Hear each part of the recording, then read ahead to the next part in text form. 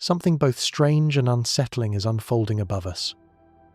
Harvard scientists have just announced that Comet 3I Atlas, already one of the most mysterious interstellar visitors in human history, is far more massive than anyone expected. The numbers are staggering. At least 33 billion tons of mass. That's not just a comet, but a cosmic monster. Imagine a body so immense that sunlight boils its surface, yet the jets of gas cannot shift its gravitational path by even a fraction. And that raises questions. Big questions. If this object is so much larger, what does that mean for us? Could it imply hidden populations of colossal debris drifting silently between the stars? Or, if we dare to ask, could it hint at something stranger still, perhaps even artificial construction cloaked in ice and gas? These are the questions Atlas forces on us. Science explains much, but this comet refuses to play by the rules. Stay with me as we embark on a voyage through science, speculation, and wonder. Together, we'll explore why Harvard scientists are baffled and what hidden secrets might be lurking behind this sudden leap in size. Let's begin.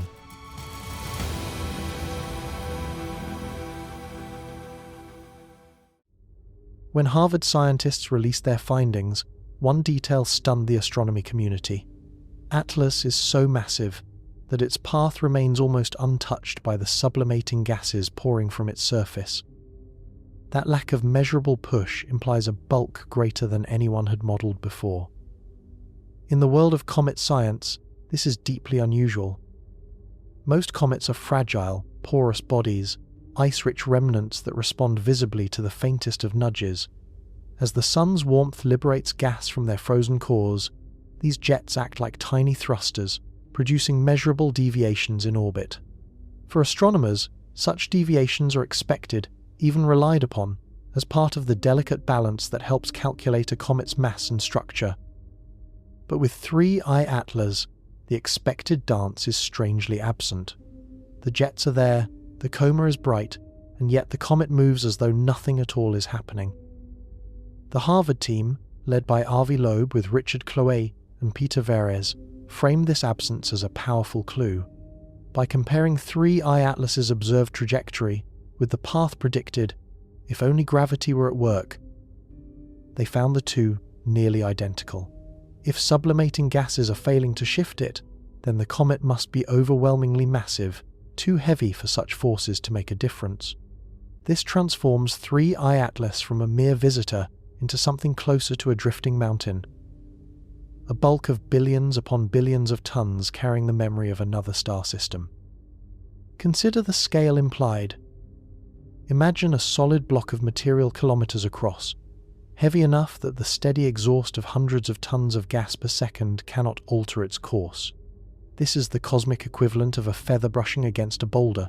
The force exists, but the object it pushes is far too immense to notice. The silence of non-acceleration becomes its own message. Atlas may be the most massive interstellar wanderer ever studied. Such weight forces astronomers to confront uncomfortable questions. If one comet can be this large, how many more like it are adrift between the stars? Are they rare anomalies, or representative of a hidden population of giant bodies that galaxies routinely cast off? If common, then our models of planetary formation and ejection underestimate the true abundance of interstellar debris. And if rare, then why did one appear now, passing through our neighborhood at precisely this moment in cosmic history? Skeptics counter with caution. They argue that estimating mass from the absence of acceleration requires many assumptions. Assumptions about how much gas is escaping, at what velocity, and in which directions. A smaller nucleus with uneven jets could, in theory, mimic the same result. But even with these caveats, the Harvard team insists the numbers leave little room for a lightweight solution. Something about 3I Atlas defies the expected template. It is here, in the tension between certainty and uncertainty, that science becomes most intriguing. A comet that refuses to yield to its own jets hints at more than just hidden heft. It reminds us that the universe is stranger than our models, more diverse than our expectations, and always ready to surprise. Atlas drifts on, indifferent to our debates, but carrying with it the weight of questions that will linger long after it has vanished back into the interstellar dark. Most comets wobble under the gentle thrust of their own jets, yet 3I Atlas does not. Its motion is stubborn, unyielding, as though something unseen anchors it in place. For centuries, astronomers have watched the sky's icy wanderers perform this subtle dance. As comets warm under the sun's glow, pockets of frozen gas within them erupt outward, releasing streams of vapor and dust. These jets, though faint compared to earthly engines, act like miniature rockets, pushing and twisting the nucleus ever so slightly. Over weeks or months, such forces add up, and a comet's orbit begins to show tiny but measurable deviations. It is a graceful, natural rhythm, a fragile object reacting to the heat of a star. But 3I Atlas breaks that rhythm completely. Despite its coma expanding into hundreds of thousands of kilometers of glowing haze, despite the torrents of carbon dioxide erupting from its depths, this interstellar traveler does not flinch. No matter how closely astronomers measure, its trajectory aligns almost perfectly with the predictions of gravity alone. It sails on, indifferent to the very outgassing that should buffet it. Like a ship resisting the wind, it moves as though some unseen ballast pins it in place. This refusal to be moved is not merely aesthetic, it is data. It tells us that beneath the bright fog and streaming tails lies a body of extraordinary inertia. To resist its own jets, the nucleus must be massive, perhaps several kilometers across, with a density or structure far greater than imagined. Harvard's analysis suggests the comet's weight dwarfs that of most known interstellar candidates, making it a cosmic anomaly. And anomalies invite speculation. Could the explanation be simple, that the comet is larger, heavier, denser than expected? Or is something else at play? Some whisper of exotic scenarios? A hollow shell concealing denser material, or even artificial reinforcement, a construct that resists the push of escaping gases by design. While these ideas stretch far beyond accepted models, the silence of movement tempts the imagination. But even the natural explanations are profound. A comet this unmoved may carry clues to the earliest epochs of planetary formation. Its resilience could hint at origins in a particularly extreme environment. Perhaps the outer regions of a star system where carbon dioxide froze in abundance, or even in the gravitational chaos near a dying star where denser cores were born. In refusing to wobble, 3I Atlas is telling us about the conditions that forged it, conditions likely very different from our own solar nursery. There is a quiet beauty in this defiance. Where other comets twitch and shift, this one glides straight, as if honouring some older, deeper trajectory carved long before our sun ever existed. Its stubbornness becomes a symbol of endurance, a relic of another time and another place, still holding to its path after billions of years in the interstellar dark. As we drift with it in thought, we are reminded that not all visitors follow the rules we expect. Some, like 3I Atlas, refuse to be moved, and in that refusal, they force us to expand the boundaries of what we think possible. Astronomers often learn from what is missing. In this case, it is the silence of acceleration, the absence of deviations, that whispers the comet's true size. In science, what we do not see can be as important as what we do. The orbits of planets, the faint tugs on starlight, even the quiet shadows of gravitational lensing all reveal hidden truths. With 3I Atlas, the revelation comes not from dramatic fireworks, but from stillness. Despite its active jets venting carbon dioxide and dust into space, its path remains undisturbed, as though carved by an invisible hand. The Harvard team seized on this subtle clue. By plotting the comet's trajectory with exquisite precision, they compared its actual course with the predictions of pure gravitational motion. If the jets were nudging it, even slightly, the orbit would deviate from that path. Yet it did not. The difference between expectation and reality was smaller than the width of a human hair measured across hundreds of millions of kilometers. That absence of measurable acceleration became a kind of cosmic equation, one in which the unknown variable was mass. To resist acceleration, an object must carry weight, The heavier it is, the less it responds to the same force. If 3I Atlas can shrug off the push of sublimating gases, then its nucleus must be vast. Estimates suggest a lower limit in the tens of billions of tons, a staggering figure that transforms this comet from a fragile snowball into a fortress of interstellar stone and ice. This approach, though indirect, echoes the methods used across astronomy. Astronomers measure exoplanets by the wobble of their stars, detect black holes by the light they do not emit, and estimate galaxy masses from the invisible pull of dark matter. Silence is not void, it is a different kind of signal. And here, the silence of acceleration is speaking loudly about the hidden heft of an alien visitor. Of course, such inferences invite debate.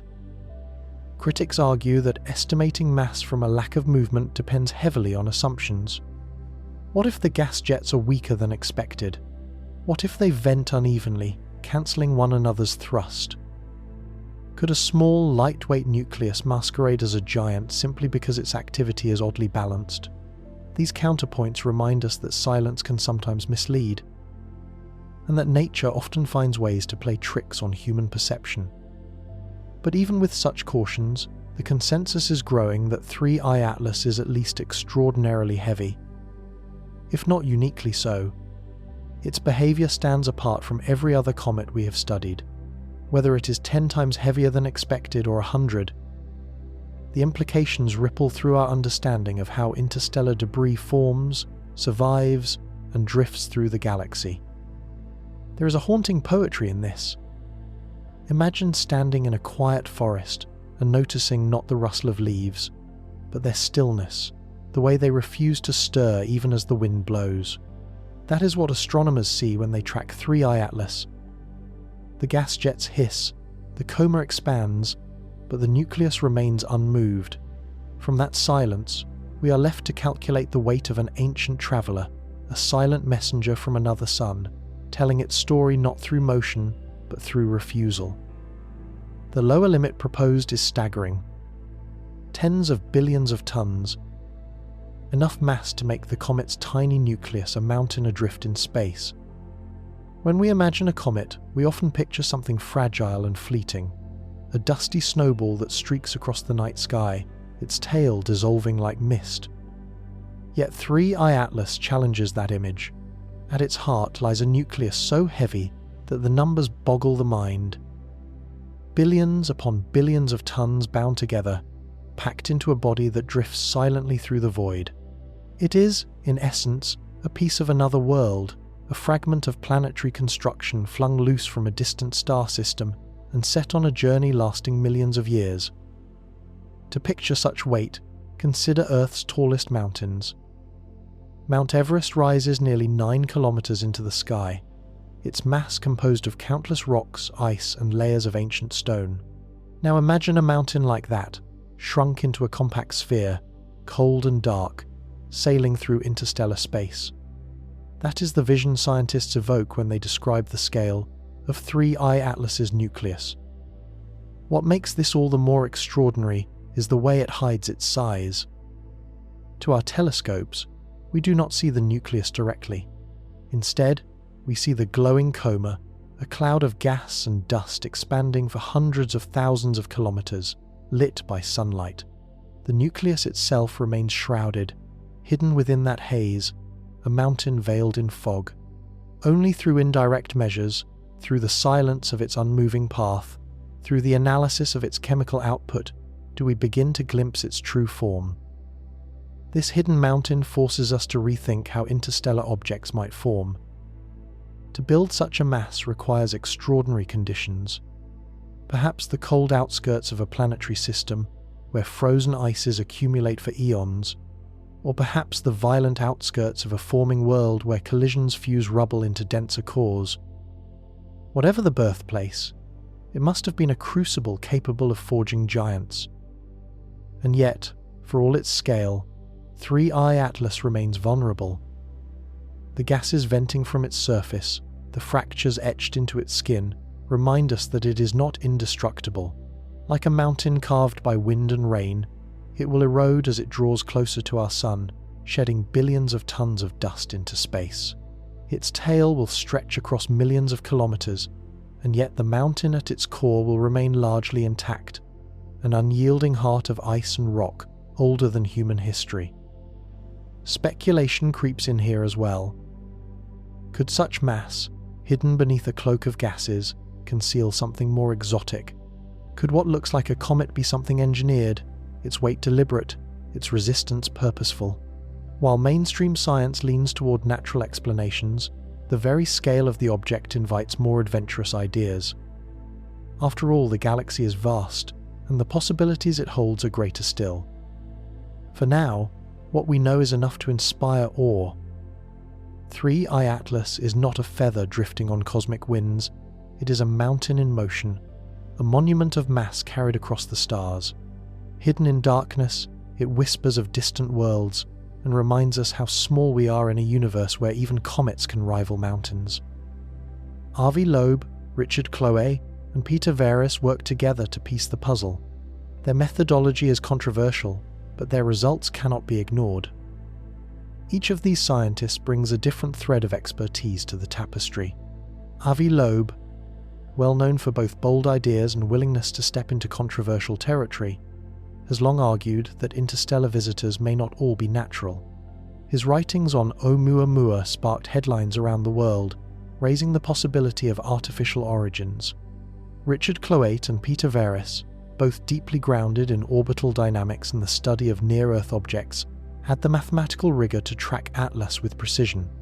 Together, they form a team balanced between caution and provocation, an alliance that invites both excitement and scrutiny. Their study did not rely on new telescopes or dazzling images. Instead, it was a careful comparison of numbers. They plotted Atlas's course over months, matching its observed position to the path gravity alone would predict. If jets of escaping gas were altering its motion, even slightly, the deviations would accumulate, yet the data showed none. It was as if the comet had shrugged off its own exhaust, sailing on unperturbed. From this absence, they drew bold conclusions. The comet must be massive, far heavier than conventional wisdom would suggest. Using estimates of gas loss rates and outflow speeds, parameters refined by the James Webb Space Telescope, they calculated a minimum weight in the tens of billions of tons. Such numbers lift Atlas out of the category of fragile snowball and into something more enduring, something with a gravitational presence all its own. Of course, bold claims bring resistance. Many astronomers point out that the assumptions baked into the equations are uncertain. Outflow speeds vary, mass loss rates can be patchy, and jets do not always behave symmetrically. Critics warn that a smaller nucleus could still explain the data if its activity were unusually balanced. The Harvard team acknowledges these caveats, yet maintains that the simplest explanation is also the most dramatic. The comet is simply bigger than expected. Avi Loeb, in particular, is no stranger to such debates. Some hail him as a visionary willing to ask uncomfortable questions. Others see him as a provocateur, pushing speculative interpretations too quickly into the public sphere.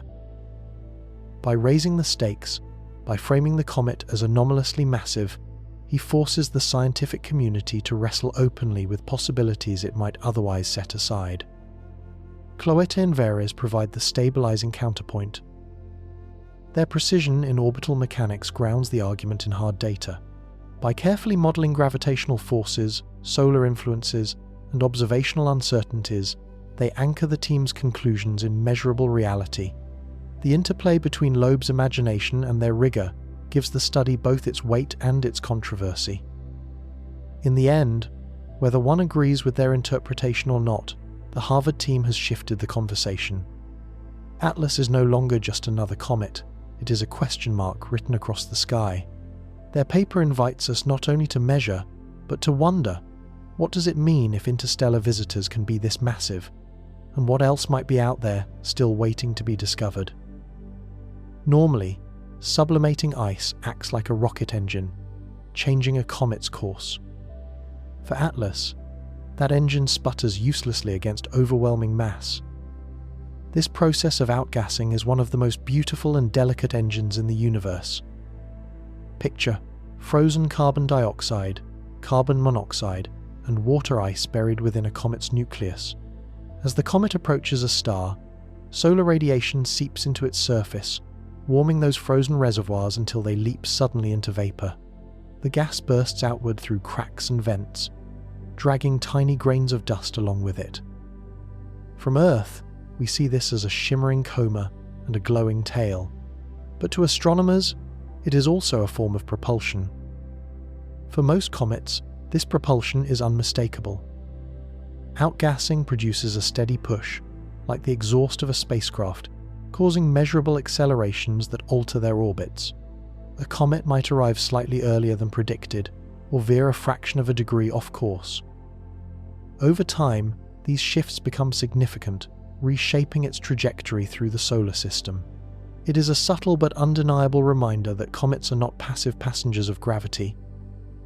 They are active bodies, responding to sunlight with every breath of gas.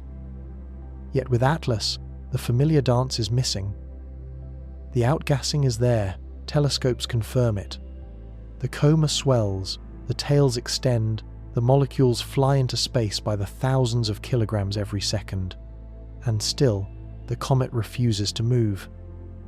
It is as though the rocket engine has been lit, but the ship does not budge. The thrusters fire, yet the mountain remains still. For Harvard's team, this is the crux of the mystery. If the comet's mass were ordinary, if its nucleus were just a kilometer or two across, then such jets should nudge it away from a purely gravitational orbit. The absence of measurable change suggests that Atlas outweighs the forces acting upon it. Its inertia is overwhelming, smothering the effect of its own cosmic engine. This revelation redefines how we think of interstellar comets. The analogy of outgassing as propulsion is so ingrained that its failure here feels almost eerie. It is like watching a bird flap its wings without rising, or a ship hoist its sails only to remain anchored. The expected mechanism of motion is present, but the outcome is missing. And that missing outcome speaks of mass far greater than any of us had anticipated. Skeptics urge caution. They note that jets can be directional, cancelling each other's thrust. A vent on one side of the nucleus might oppose another on the other side, creating balance instead of motion. If so, the silence of acceleration could be an illusion. But even here, questions remain. Could such balance persist for months across such distances? Or is the simpler answer that the comet is just too heavy to care? Whatever the resolution, the imagery lingers. Atlas carries within it an engine older than humanity, one designed not by intention but by physics, one powered by the light of the sun itself. And yet, as it breathes into space, it drifts on unchanged, a leviathan ignoring the whispers of its own exhaust. In the vast silence of space, even a comet's breath can tell a story. And this one tells us of a body too immense to be moved. The implications ripple outward. If Atlas is this large, how many other interstellar giants are moving unseen between the stars? Astronomy often feels like a game of statistics played across a canvas too vast to grasp. One detection hints at many more. When we spotted Oumuamua in 2017, it was the first interstellar object ever confirmed. Then came Borisov in 2019, followed by Atlas in 2025. 3 objects in less than a decade suggested that our galaxy might be teeming with wanderers. But Atlas adds a new dimension. Size. If this visitor is truly billions of tons in mass, it challenges the question of abundance. Are we surrounded not only by countless small shards of alien systems, but also by hidden mountains of rock and ice drifting silently between the stars? If so, the galaxy may be more crowded than we imagined. Planetary systems fling debris outward as they form, their gravitational slingshots hurling countless fragments into interstellar exile. We once thought the majority of this material would be small, fragments the size of boulders or small hills. But Atlas suggests otherwise. If even a fraction of these exiles are as large as mountains, then the total mass of interstellar debris is staggering. a reservoir of material far greater than our models predict. This realization forces us to reconsider the risks and opportunities such giants pose. On one hand, massive interstellar bodies represent hazards. Their paths are unpredictable, their arrivals sudden, and their energy immense. A collision with a planet would release forces beyond imagination. On the other hand, they are also opportunities. Natural probes carrying the chemistry of distant stars, ancient archives drifting into our reach. By studying them, we can learn not only about their own formation, but about the diversity of planetary systems scattered across the Milky Way. And then there is the question of rarity. Perhaps Atlas is not typical at all. Perhaps it is an outlier, a once-in-a-billion visitor whose size is an accident of history. If so, its arrival in our era is a cosmic gift, a rare chance to study something almost never seen. If we have already seen one giant, might there be others, waiting quietly in the dark? Size matters because it changes the equation of survival. They drift for millions, even billions of years, unbothered by cosmic radiation or collisions. Their bulk protects them, ensuring they carry unspoiled clues about their birth environments. A mountain-sized comet is more than just a traveler.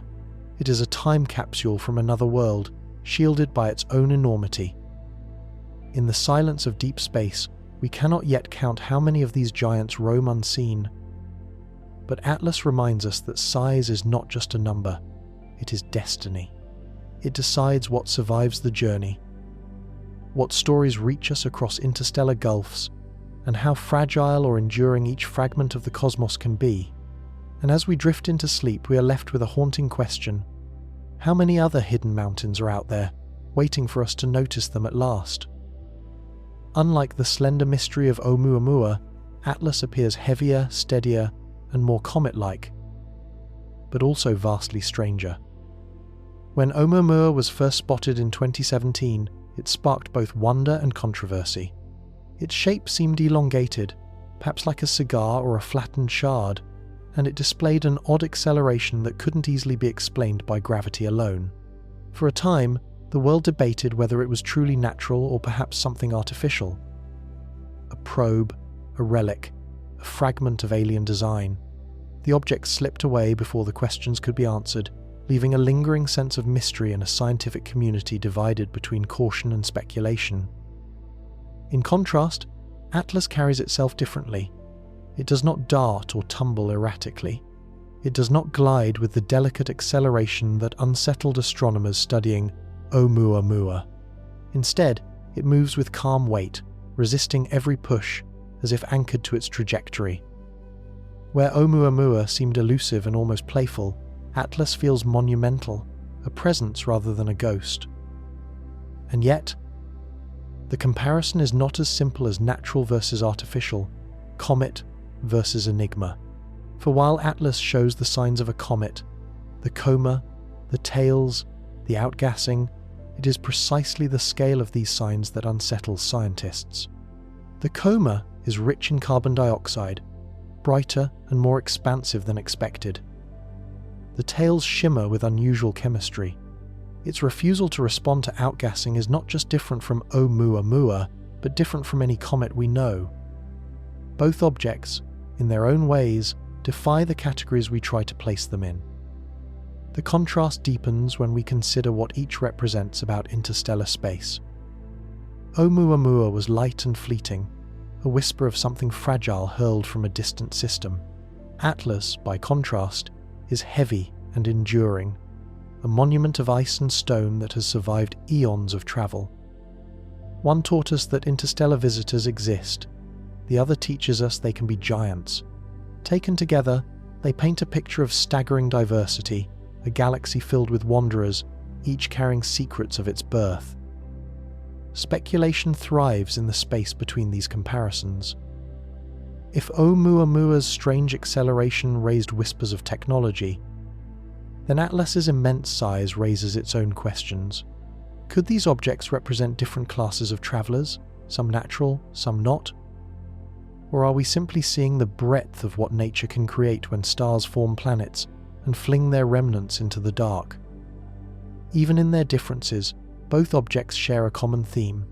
They remind us how unprepared we are for the true variety of the cosmos. For centuries, we assumed our solar system was the template, its comets and asteroids the standard. But with each interstellar visitor, that assumption crumbles. The truth is larger, stranger, and more complex than we dared to imagine. And so the comparison between Oumuamua and Atlas is not just about shape, size, or chemistry. It is about perspective. One was a fleeting mystery, the other a stubborn giant. Together, they hint at a universe that refuses to conform to our expectations. A universe where every visitor is a reminder of how much more there is to learn.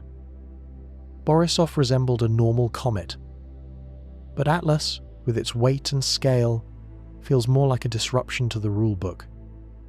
When Gennady Borisov, an amateur astronomer in Crimea, first spotted Borisov in 2019, the excitement in the scientific community was palpable. Here was our second confirmed interstellar visitor, and unlike the enigmatic Oumuamua, this one looked familiar. It had a bright coma, a long tail, and behavior that closely matched the icy wanderers born in our own solar system. For astronomers, it was a moment of reassurance. Interstellar space had delivered something strange with Oumuamua, but then it had also delivered something comfortingly normal. Borisov was the kind of comet we knew how to study. But Atlas complicates that comforting narrative. On the surface, it too wears the clothing of a comet, a vast coma, spectral lines rich with volatile gases, the iconic tails stretching out into the solar wind. Yet beneath that familiar appearance lies something profoundly unsettling. Its immense mass, its refusal to be shifted by its own outgassing, and its unusual chemistry tear open the rulebook that Borisov seemed to affirm. If Borisov was the ambassador of normalcy, Atlas is the herald of disruption. This contrast forces us to wrestle with possibility. Perhaps Borisov was not typical at all, but rather one end of a spectrum of interstellar debris. Perhaps Atlas is the other end, a reminder that the galaxy is not inclined toward uniformity. Planetary systems form under wildly different conditions, shaped by stellar winds, collisions, and gravitational chaos. If so, then the bodies they eject will be just as diverse. To expect sameness may be comforting, but it is a comfort that reality does not guarantee. In the shadow of Borisov, Atlas looms larger still. Atlas appears far more massive, with a nucleus potentially large enough to rival some of the biggest comets in our own system. If Borisov was a pebble tossed into the interstellar sea, Atlas is a mountain hurled across it. The scale difference alone suggests that we have barely begun to map the full diversity of interstellar visitors. And then there is the question of survivability. Borisov disintegrated quickly as it neared the Sun, crumbling under the pressure of heat and radiation. Atlas, by contrast, seems to endure, shedding gas and dust without altering its course, holding itself together as though its bulk is armor against destruction. Where Borisov showed us fragility, Atlas shows us resilience. The two together form a kind of cosmic parable. One was a fleeting echo of the familiar, the other, a towering disruption of the expected. Both remind us that interstellar space is not empty. It is populated with relics from distant planetary nurseries, each carrying stories carved in ice and rock. Some will mirror what we know, others will force us to confront what we do not. In that sense, Borisov casts a long shadow, not because it was remarkable in its strangeness, but because it lulled us into believing interstellar visitors might conform to our expectations. Atlas emerges from that shadow like a revelation, reminding us that the universe thrives on surprise, and that every visitor rewrites the story we thought we understood. The leap in scale is not incremental, it is dramatic. Nature seems to be showing us the far edge of what interstellar debris can be. In most branches of science, change comes gradually. A new comet discovered here, a new asteroid measured there, each adding a small piece to the puzzle of our universe. Patterns emerge, laws are refined, and anomalies are gently folded into the story we already know. But every so often, nature discards subtlety and delivers something that feels like a shock.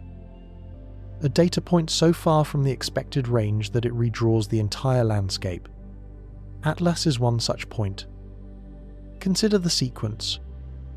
First came Oumuamua, small, mysterious, oddly accelerated, a puzzle that leaned toward the delicate and the elusive. Then came Borisov, a comet that looked and behaved almost exactly like those born in our own solar system. Fragile but familiar. These two formed a spectrum we could understand. One strange, one normal, both within reach of our theories. And then, just when comfort began to settle in, Atlas arrived. Larger, heavier, far less responsive to the forces that shape every other comet we know. The leap is not gentle. It is a step change, a boundary crossed, a threshold revealed. What makes this threshold so striking is not only the size, but the implications it carries. If interstellar debris can be this massive, then our models of planetary formation must accommodate not just fragments and shards, but mountains. This is a universe that does not merely fling pebbles into the void, it hurls entire landscapes. The discovery stretches our imagination of what planetary systems can produce, and what interstellar space might truly contain. The dramatic nature of Atlas also raises practical questions. If objects of this scale are moving silently between the stars, how many of them have already passed us by unseen? How many wander through the galaxy, invisible until chance places them against the background of our telescopes? A fragment a few hundred meters wide is hard enough to detect. A nucleus several kilometers across, cloaked in its coma, challenges even our best instruments. For every one we catch, there may be countless others gliding through the dark, unknown and unrecorded. In this way, Atlas is both a discovery and a warning. It tells us that the cosmos is more extravagant than our cautious models predicted. It reminds us that our knowledge is provisional, built not on certainties but on the limited sample of what we have seen. The threshold it reveals is not just about comet size, it is about the limits of our perception. We thought we knew the scale of interstellar debris. Now, we realize the scale is larger, stranger, and perhaps only beginning to be understood. For the dreamer, this threshold is exhilarating.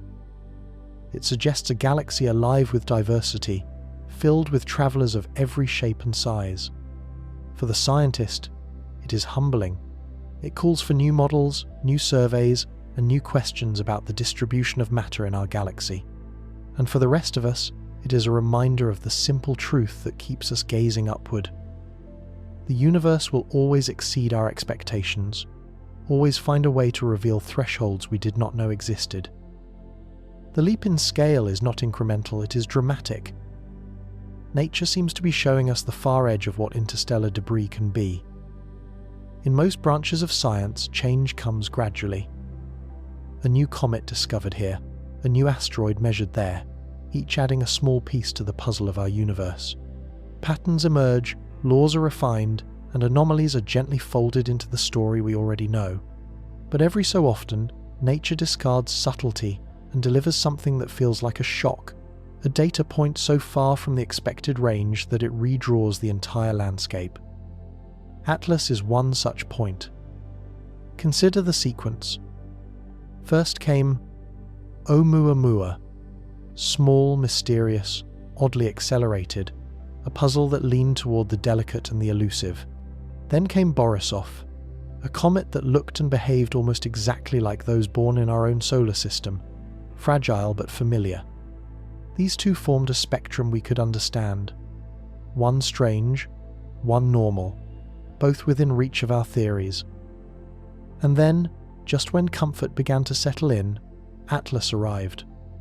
Larger, heavier, far less responsive to the forces that shape every other comet we know. The leap is not gentle. It is a step change, a boundary crossed, a threshold revealed. What makes this threshold so striking is not only the size, but the implications it carries. If interstellar debris can be this massive, then our models of planetary formation must accommodate not just fragments and shards, but mountains. This is a universe that does not merely fling pebbles into the void, it hurls entire landscapes. The discovery stretches our imagination of what planetary systems can produce, and what interstellar space might truly contain. The dramatic nature of Atlas also raises practical questions. If objects of this scale are moving silently between the stars, how many of them have already passed us by unseen? How many wander through the galaxy, invisible until chance places them against the background of our telescopes? A fragment, a few hundred meters wide, is hard enough to detect. A nucleus several kilometers across, cloaked in its coma, challenges even our best instruments. For every one we catch, there may be countless others gliding through the dark, unknown, and unrecorded. In this way, Atlas is both a discovery and a warning. It tells us that the cosmos is more extravagant than our cautious models predicted. It reminds us that our knowledge is provisional, built not on certainties but on the limited sample of what we have seen. The threshold it reveals is not just about comet size, it is about the limits of our perception. We thought we knew the scale of interstellar debris. Now we realize the scale is larger, stranger, and perhaps only beginning to be understood. For the dreamer, this threshold is exhilarating. It suggests a galaxy alive with diversity, filled with travelers of every shape and size. For the scientist, it is humbling. It calls for new models, new surveys, and new questions about the distribution of matter in our galaxy. And for the rest of us, it is a reminder of the simple truth that keeps us gazing upward. The universe will always exceed our expectations, always find a way to reveal thresholds we did not know existed. Yet natural explanations remain powerful.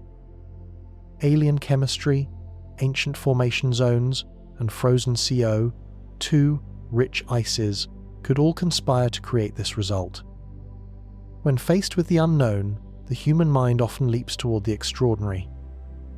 We imagine civilizations, technologies, and mysteries beyond comprehension. But just as often, the truth lies not in science fiction, but in science itself, subtle, elegant, and strange enough on its own. With Atlas, this perspective deserves careful attention. Perhaps we are not looking at something engineered, but rather at the astonishing extremes of nature's workshop. Consider the chemistry revealed by the James Webb Space Telescope. Its infrared gaze pierced the comet's hazy coma and found it unusually rich in carbon dioxide, far more so than in water. In comets of our solar system, water vapor is often dominant. But here, CO2 seems to carry the show. Such an imbalance hints at an origin in a colder, more remote environment than Earth has ever known. Perhaps a region of another solar system where carbon dioxide condensed in thick, glittering layers while water remained locked even deeper in ice. If this is the case, then Atlas may be a fossil from a distant planetary nursery, a frozen message preserved from a time and place utterly alien to our own. Its strange composition would then be not a mystery, but a signature, evidence of the diversity of star systems across the galaxy.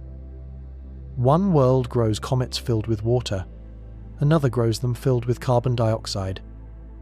Each carries the unique fingerprint of its home. The comet's mass, too, might be explained without invoking the extraordinary. Larger bodies are simply harder to fragment, harder to erode, harder to push off course.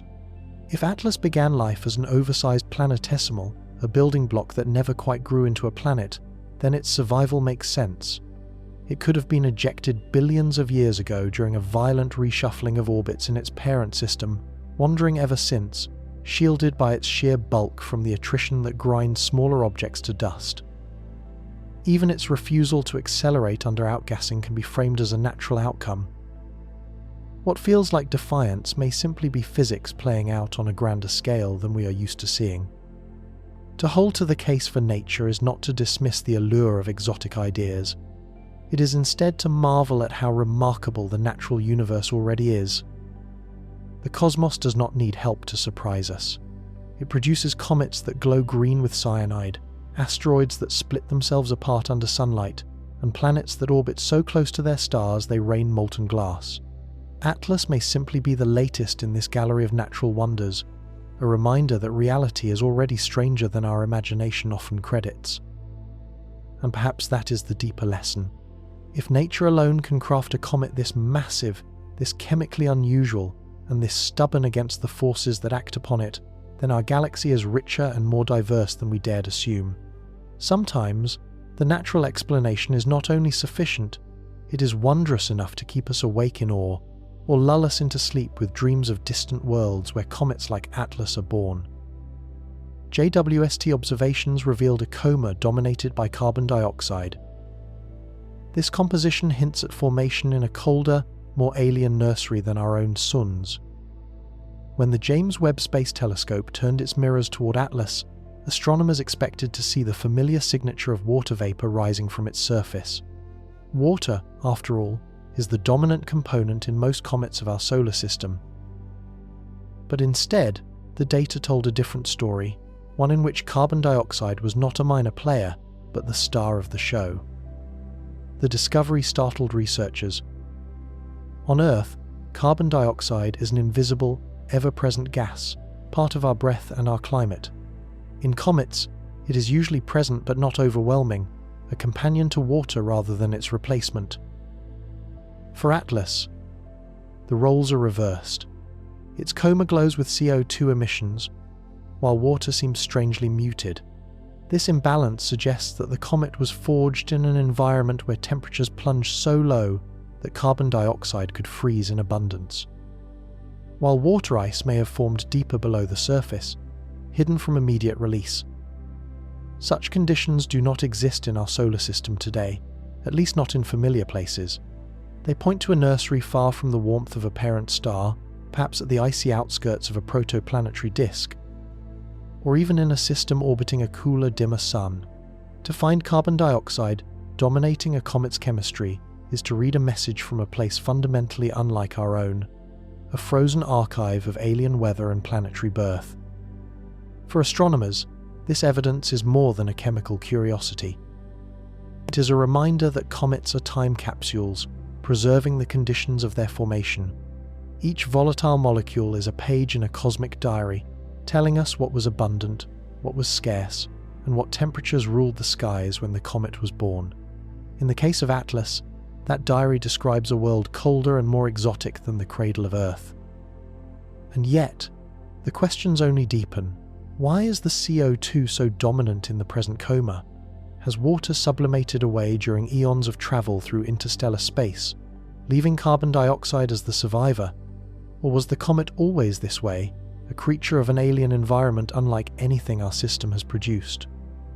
The answers remain hidden, buried beneath layers of ice we cannot yet touch. Still, the significance is profound. The evidence of carbon dioxide sets Atlas apart, not just from our solar comets, but even from its interstellar predecessor, Borisov. It widens the spectrum of what comets can be, hinting that planetary systems across the galaxy forge icy bodies with extraordinary variety.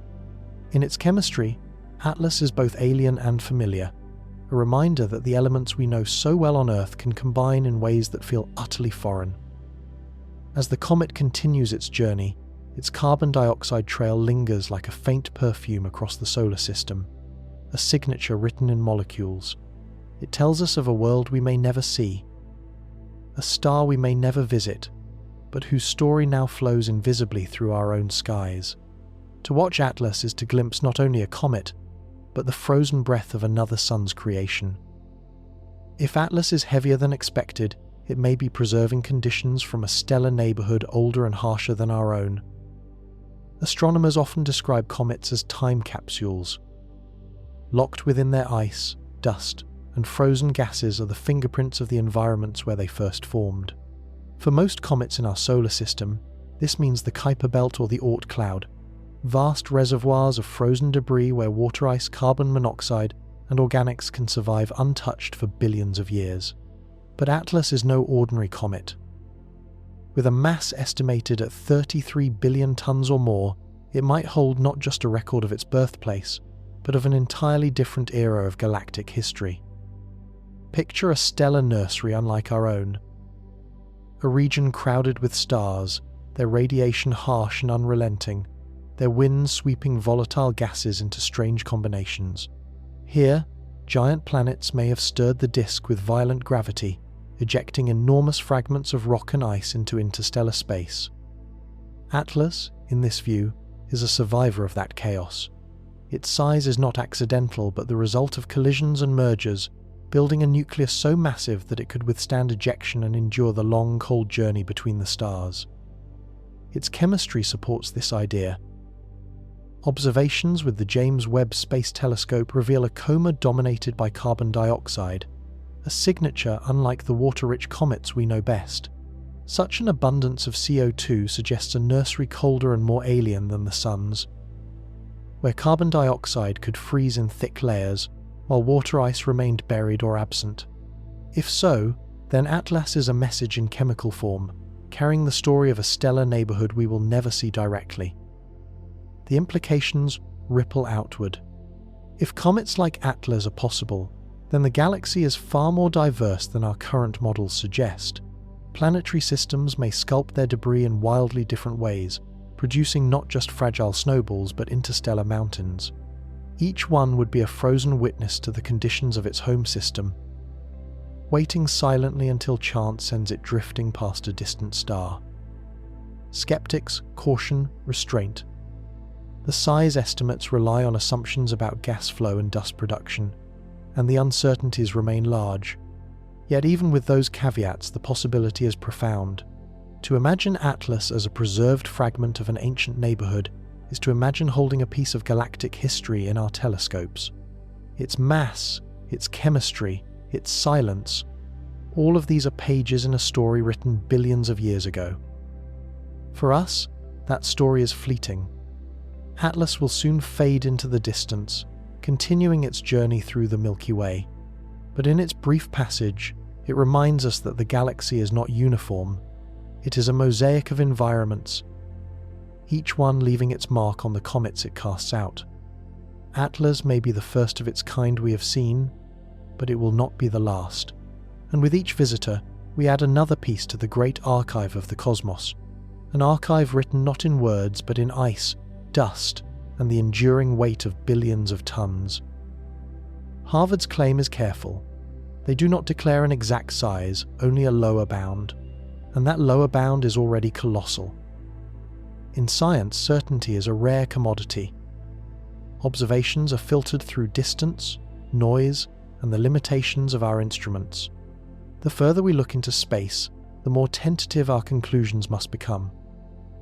With Atlas, the Harvard team chose a path of caution. Rather than proclaiming an exact diameter or an unshakable number, they focused on the minimum mass the comet must possess to explain its behavior. It is an art form in astronomy, setting limits rather than absolutes, boundaries rather than precise coordinates. This approach is rooted in humility. By admitting that much remains unknown, the scientists protect their conclusions from overreach. They cannot tell us whether the comet's nucleus is 5 kilometers wide or 15, but they can say with confidence that it cannot be smaller than a certain threshold without contradicting the observed data. In the case of Atlas, that threshold alone is staggering. Tens of billions of tons, a nucleus already vast enough to rival the most massive comets we have ever studied. Setting limits is often more powerful than it appears. A lower bound, by definition, says the truth is greater still.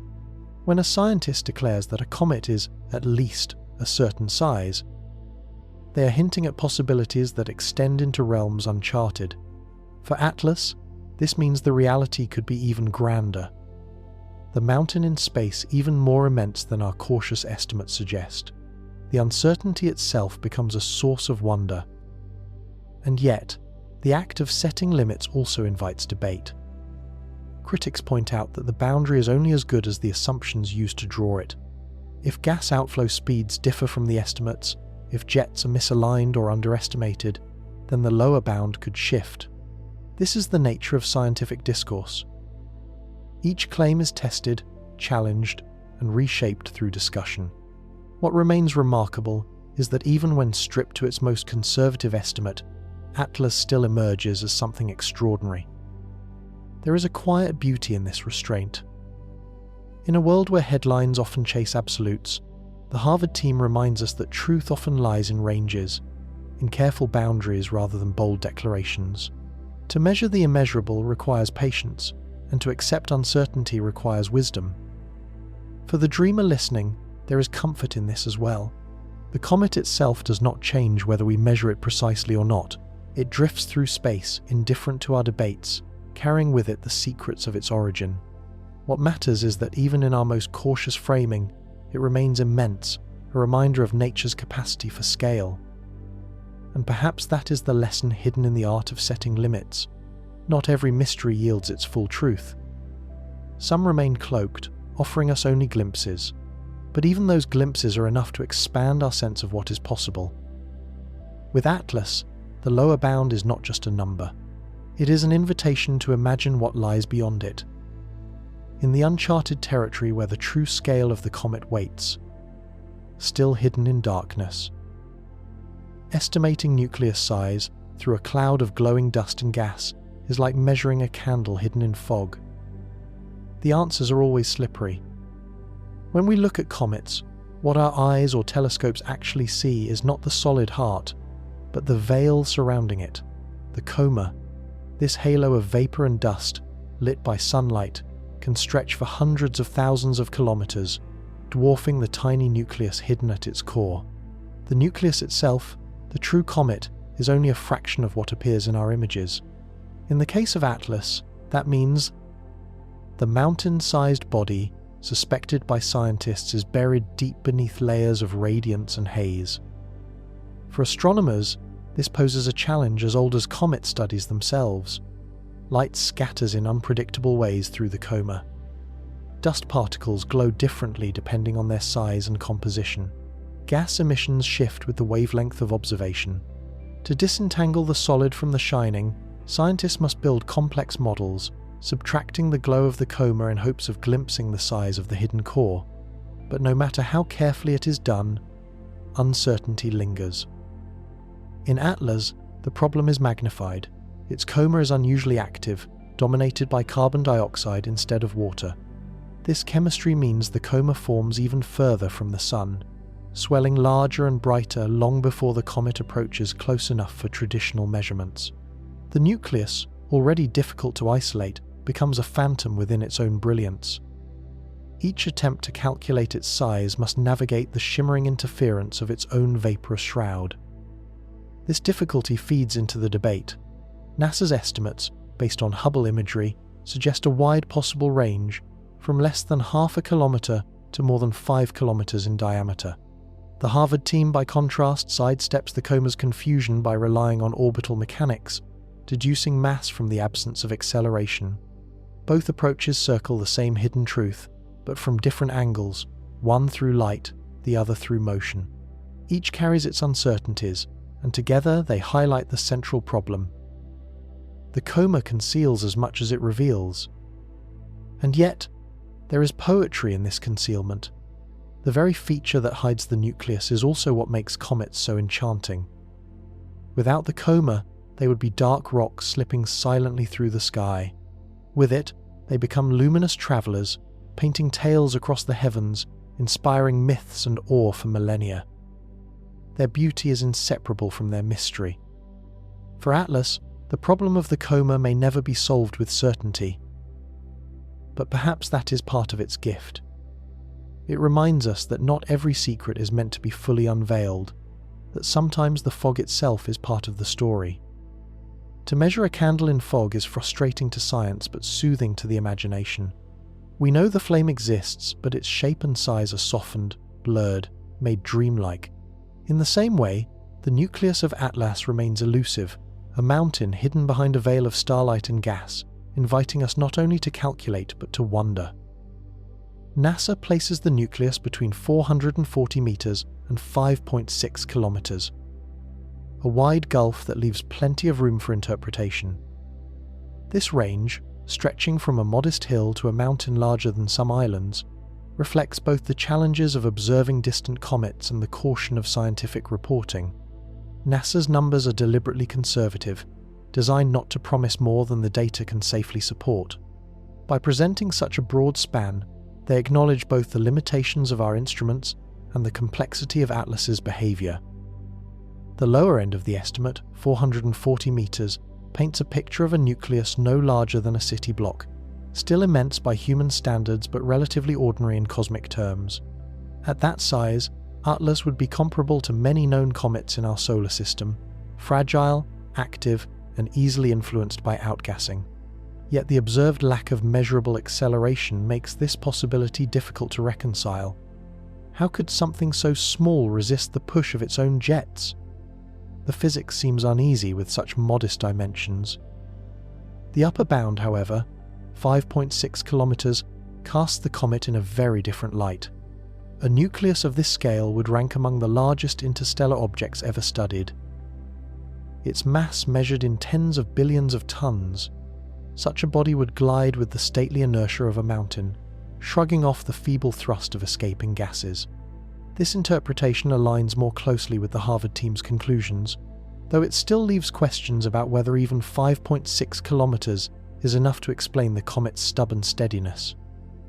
Between these two extremes lies a vast zone of uncertainty, where each assumption about the coma, the gas flow, and the nucleus's reflectivity can nudge the estimate in one direction or another. NASA's choice to leave this zone uncollapsed is not indecision, it is discipline. Better to admit the limits of what can be known than to anchor claims to fragile numbers. In this cautious approach, there is a lesson about the nature of science itself. Certainty is rare, and humility is essential. To say, "we do not yet know," is not a failure, but an act of honesty that preserves trust. NASA's conservative estimates leave room for refinement, inviting future observations to sharpen the picture rather than pretending the picture is already clear. For the dreamer, though, this wide gulf opens space for imagination. Is Atlas a small wanderer masquerading as a giant, or is it truly a massive interstellar mountain cloaked in vapor? Each possibility carries its own story. The smaller comet would be a puzzle of balance, somehow arranging its jets so perfectly that they cancel out their thrust. The larger comet would be a tale of endurance, an alien iceberg so massive that the cosmos itself struggles to budge it.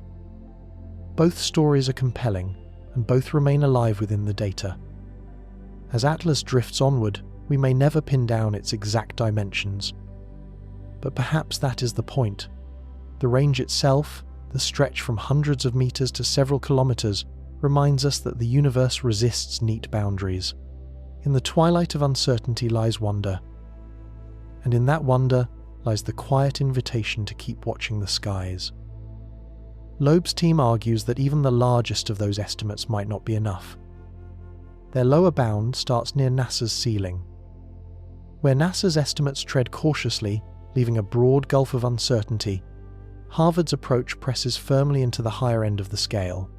To Avi Loeb, Richard Cloaked, and Peter Verres, the numbers are clear.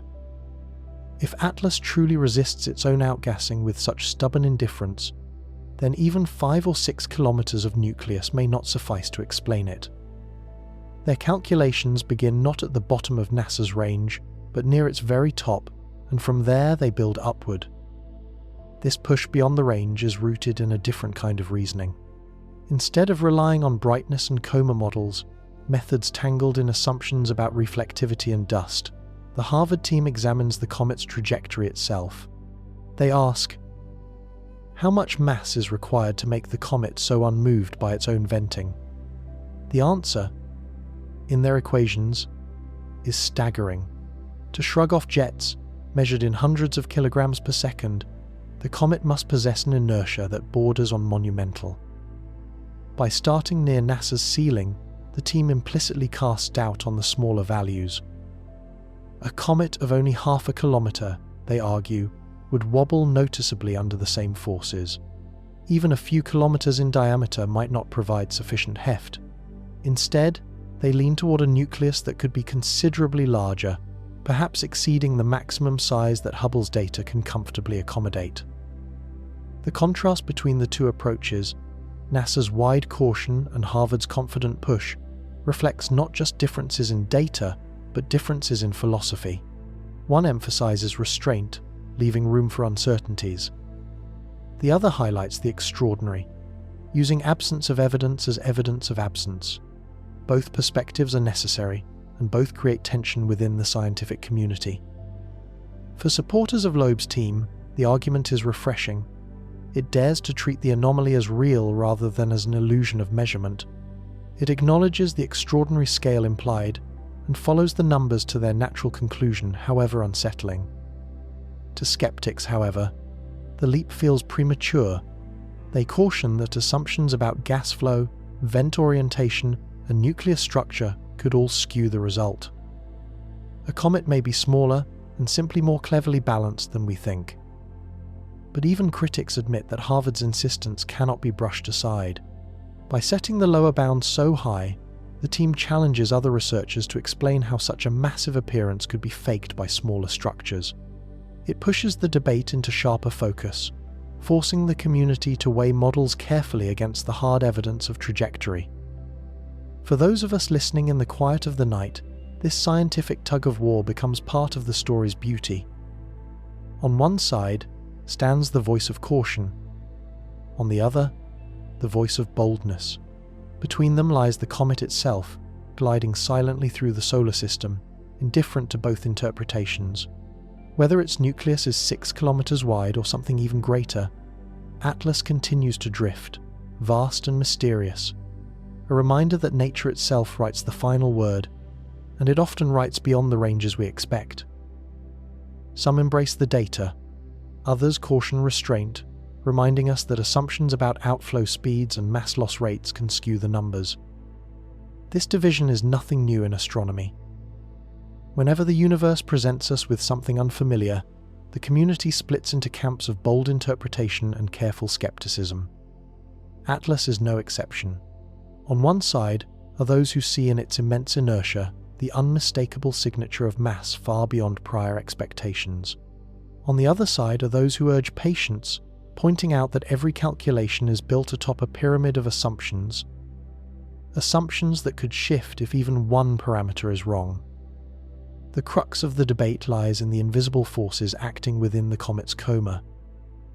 We cannot measure the exact speed of every molecule vented from its nucleus. We cannot map every fissure or crack where gas escapes. Instead, astronomers must approximate.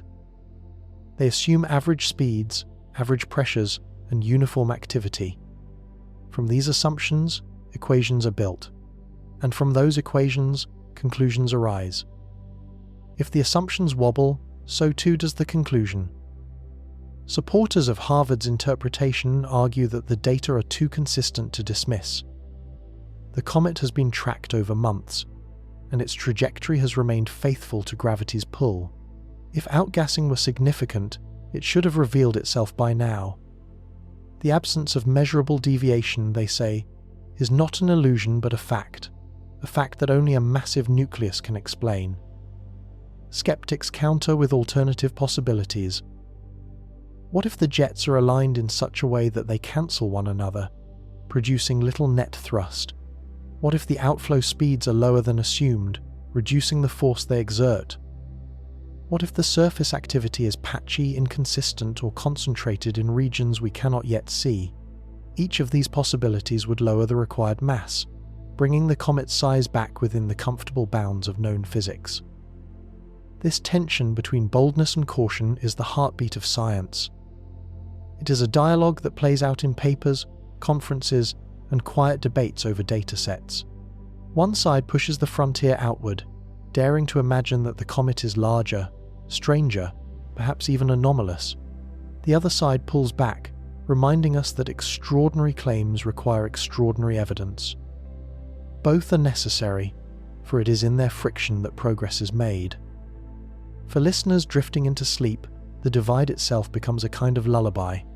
Science is not a chorus singing in unison, but a symphony of competing instruments, some loud, some soft, weaving discord into harmony. The disagreements are not failures, they are the very fabric of discovery. And so, astronomers remain divided. Some see in Atlas the weight of a new category of interstellar giants. Others see the mirage of uncertain assumptions, a puzzle that may dissolve with better data. The comet itself, silent and immense, offers no clarification. It continues on its path, indifferent to our debates, a reminder that truth often drifts ahead of certainty, waiting for us to catch up. The first interstellar visitor split the community. Artificial hypotheses drew headlines. Will Atlas reopen that same rift? When Oumuamua flashed through our solar system in 2017, it arrived as both a gift and a challenge. Its elongated shape, unusual brightness, and puzzling acceleration defied easy explanation. Some researchers lean toward natural causes. Fragmentation of a larger body, perhaps, or outgassing too subtle for our instruments to see. But others, most famously Avi Loeb, suggested that the odd behavior might point to something more extraordinary, an artificial object, perhaps a probe or a fragment of alien technology. The suggestion captivated the public and fractured the scientific community. The debate around Oumuamua was more than a dispute over data. It became a mirror for how we handle the unknown. One camp embraced conservative explanations, reluctant to invoke extraordinary claims without extraordinary proof. Another camp pushed the boundaries, asking whether clinging too tightly to the familiar blinds pushes us to possibilities that lie just beyond our comfort zone. The result was a rift that lingers even today, a fault line between bold imagination and cautious skepticism. Now comes Atlas, and with it, echoes of that earlier debate. This time, the anomaly is not a strange acceleration but a lack of it. The comet vents gas into space yet does not deviate from its gravitational course. To some, the explanation is simple. Its mass is enormous. To others, the question lingers, could there be another reason? If Oumuamua stirred talk of technology, will Atlas do the same? The parallels are striking. Both objects arrived from interstellar space, carrying mysteries encoded in their motion. Both revealed behaviors that stretched our understanding of comets and asteroids. And both drew Avi Loeb into the spotlight, challenging the boundaries of mainstream interpretation. Yet, there are differences too. Where Oumuamua left little physical evidence, no coma, no tail, Atlas offers abundance: jets, dust, chemistry, and light. It is less elusive, more measurable. And yet, even here, the data resists certainty. The lesson of Oumuamua is not that the bold were wrong or the cautious were right. It is that science thrives on the tension between them. Debate fuels inquiry. Disagreement sharpens models. And public fascination, even when sparked by the most speculative ideas, can inspire the next generation of observers and thinkers. As we consider Atlas, we are wiser now than we were in 2017. We know how easily the unknown can polarize. We know that mysteries invite not only answers but narratives. The challenge is to balance them, to hold wonder in one hand and discipline in the other. So, will Atlas reopen the rift? Perhaps. But perhaps that is not something to fear. Perhaps the debates themselves are part of the process, guiding us closer to truth. As the comet sails on, silent and immense, it reminds us that the cosmos does not conform to our arguments. It is vast enough to contain both caution and imagination, both skepticism and awe. And in its silence it teaches us again the most important lesson of all: that discovery is rarely unanimous, but always worth the journey. Here lies the central paradox. Plenty of gas escapes, yet the object does not move. Something must give. The paradox is stark. When sunlight warms a comet, it awakens the ices within, releasing carbon dioxide, carbon monoxide, and water into the vacuum. The force of this escaping gas, though faint compared to rockets we build on Earth, is usually enough to alter a comet's motion ever so slightly. Over days and weeks, astronomers track those changes, noting the gentle curves in its path, the slight adjustments caused by this invisible propulsion. Yet Atlas refuses to play by the rules. The gas is there, The coma expands, the tails stream behind it, and still its orbit remains untouched. It is as if we were watching a kettle boil furiously, yet the steam failed to push against the air. A process we understand deeply behaves in a way that seems impossible. The Harvard team took this absence seriously, treating it not as a mistaken observation but as a clue. If the jets cannot move the comet, then the comet must be too massive for them to matter. Like a mountain resisting the breath of the wind, it glides forward, unmoved by its own activity. But is that the only answer? Here lies the heart of the debate. Perhaps the gas vents are arranged in such a way that their forces cancel. A jet on one side could be matched by a jet on the other, leaving no net thrust. Or perhaps the outflow speed is lower than expected, meaning the force is weaker than our models predict. These possibilities are not impossible, yet the longer Atlas is observed, the harder they are to sustain. Symmetry that perfect would be rare, low outflow speeds that consistent would be unusual. Still, nature has a way of surprising us. Dust grains can clog vents, reshaping flows. Thermal layers can alter sublimation, producing uneven activity across the surface. To dismiss these options too quickly would be unwise. And so the paradox remains suspended between two worlds, one where mass explains the silence, and one where complexity hides the motion. For astronomers, the paradox is not merely a frustration but an opportunity. Every anomaly is a window, a chance to refine our models, to ask questions we did not know to ask. Why does Atlas vent so much carbon dioxide instead of water? Why does its coma grow so vast without disturbing its path? Each question pushes us toward deeper understanding, not just of this one comet, but of the hidden mechanics of all icy wanderers. And for those listening tonight, the paradox is a gentle reminder of the universe's ability to hold contradictions. It shows us that silence can coexist with motion, that stillness can exist amid activity. A comet can breathe without moving, just as we can dream without stirring. Outgassing without acceleration may puzzle the scientist, but to the dreamer, it is poetry. It is a paradox written in starlight, a quiet song sung by a mountain of ice as it drifts through the solar system. Something must give, yes. But perhaps what gives is not the comet's path, but our assumptions about what is possible. Imagine a stone so large that no breath of wind could shift it. That is the image Harvard paints of Atlas.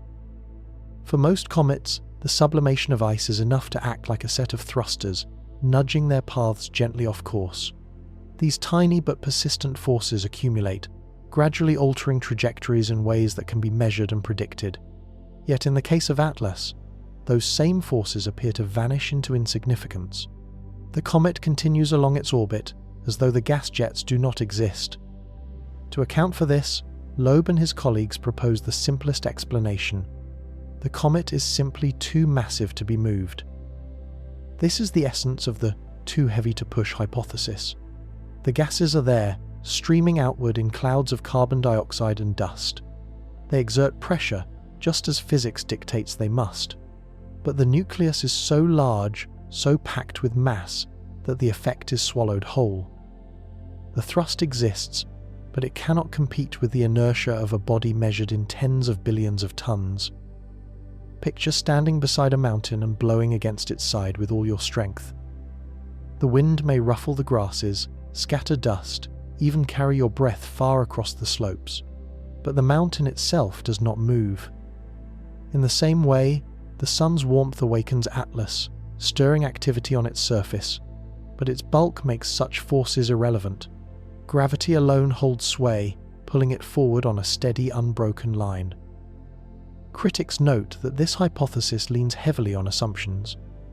If the gas is venting unevenly, or at slower speeds than expected, then the absence of acceleration could be explained without invoking enormous mass. But Harvard's team argues that such coincidences are unlikely to persist for months on end, across countless rotations and exposures to sunlight. The more natural explanation, they suggest, is simply that the comet's nucleus is extraordinarily large.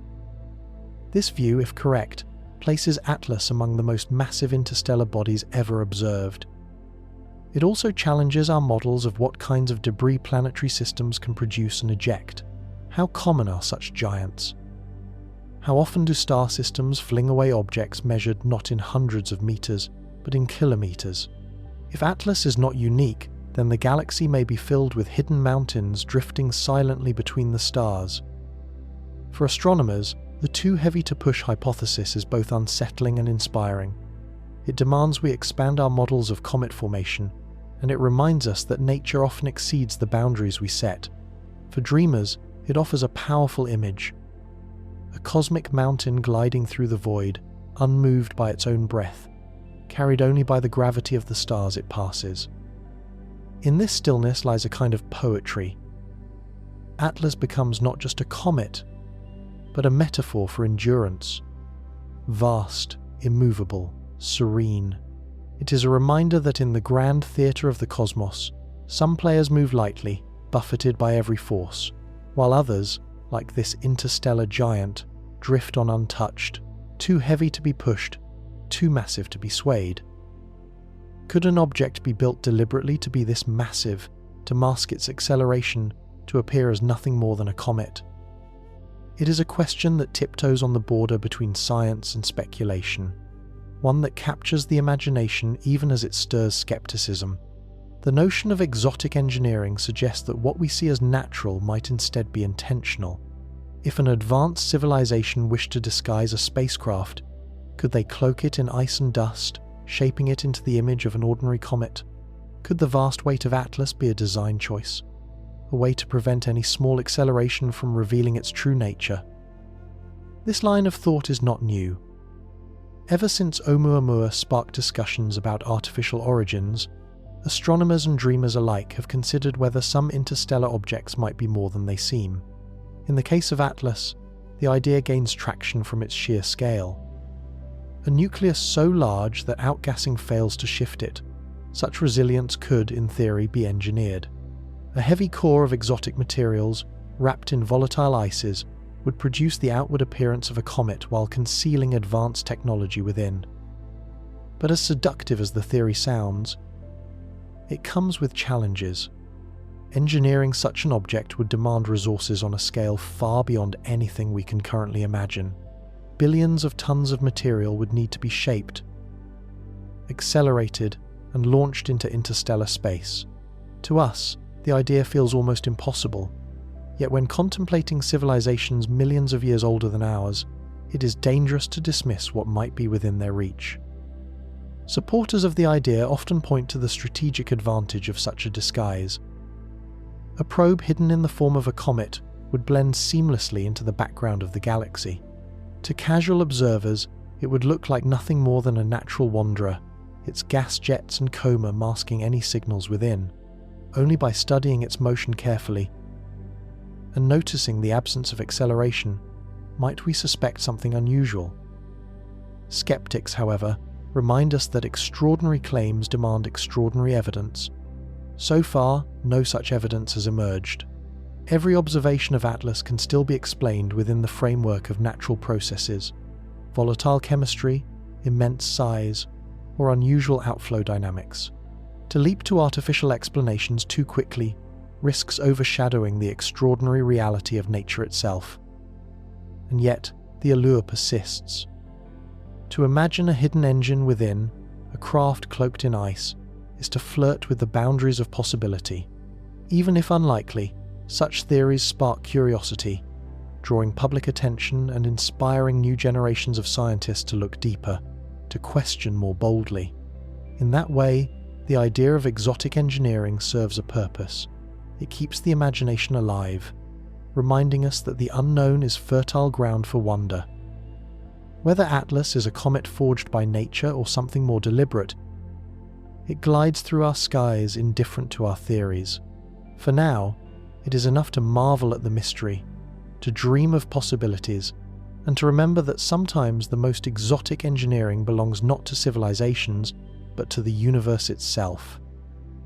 Science demands evidence, and while speculation may attract curiosity, extraordinary claims remain unproven. without extraordinary proof. This principle, often repeated in scientific circles, serves as a guiding light whenever the unknown tempts us with possibilities. A comet behaving strangely, a trajectory defying expectations, a chemistry that seems unusual. Each of these sparks wonder, but none by itself is proof of something extraordinary. With Atlas, we find ourselves at this familiar crossroads. Natural explanations abound, yet whispers of exotic theories linger in the air. The burden of proof reminds us not to confuse curiosity with confirmation. In practice, this means that even the most dramatic hypotheses must be held to the same rigorous standards as ordinary ones. If someone proposes that Atlas is artificial, the evidence must exceed what would be required to show it is a natural comet. Such claims must withstand not only scrutiny, but skepticism, offering testable predictions and measurable phenomena that can be independently verified. Without this, speculation remains just that, a story told in the absence of certainty. Astronomy, more than many sciences, teaches humility in this regard. The objects we study are distant, faint, and often glimpsed only briefly as they pass through the reach of our instruments. Every number is an estimate, every conclusion a probability. Against this backdrop, it is easy to mistake anomalies for revelations. A missing acceleration may suggest immense mass, but it could also reflect hidden complexities in venting. A strange chemistry may feel alien, but it could be the fingerprint of a natural nursery far from the sun. The burden of proof is not meant to stifle imagination. Rather, it is meant to protect us from the eagerness of our own minds. Humans are natural storytellers. When faced with mystery, we weave narratives, some cautious, some bold. Science honors those narratives but insists that they be tethered to evidence. This discipline is what separates wonder from truth. And yet, speculation still plays a vital role. It keeps questions alive, ensuring that the conversation does not end with the first explanation offered. Without it, science would stagnate. The key is balance, embracing the spark of curiosity while keeping one's feet grounded in data. When handled this way, even extraordinary claims contribute meaningfully, not as conclusions but as provocations that drive deeper study. For Atlas, the extraordinary claim that it may be something other than natural remains unproven. What we have are hints, absences, and unusual behavior, all of which can still be explained through the lens of natural physics. Until evidence emerges that cannot be reconciled with such explanations, the comet must remain a natural wonder, remarkable enough without adornment. And in truth, is that not enough? A mountain of ice and rock from another star system, drifting into our skies, is already extraordinary. Its chemistry, its mass, its endurance across interstellar gulfs, all of these speak of a universe vast and varied, a universe that crafts wonders without assistance.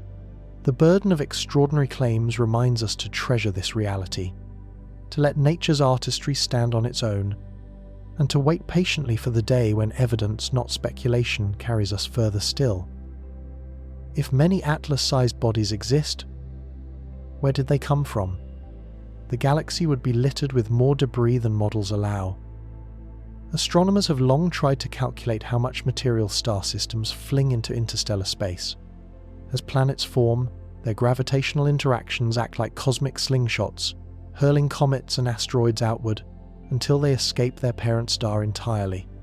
Over billions of years, this process fills the galaxy with wandering fragments, pebbles, boulders, icy shards, and sometimes objects hundreds of meters across. But the numbers, as our models suggest, should not favor mountains. Small fragments are far more common. If Atlas represents a larger class of interstellar debris, then our understanding of how planetary systems evolve may be incomplete. The problem is one of scale. A comet nucleus, several kilometers wide, is not just a rock. It is a monument, requiring a tremendous reservoir of raw material to form. For a star system to eject many such bodies, it must not only forge them in the chaos of planetary birth, but also have enough gravitational violence to fling them free. Models of planetary dynamics predict this can happen, but not in such abundance that the Milky Way should be crowded with giant wanderers. And yet, here Atlas is, whispering that perhaps those models underestimate the true population. If these massive bodies are common, they raise practical questions as well. How often do such giants pass near Earth without being seen?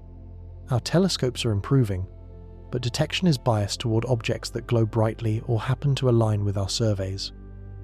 A dark, mountain-sized nucleus with little activity could slip past unnoticed.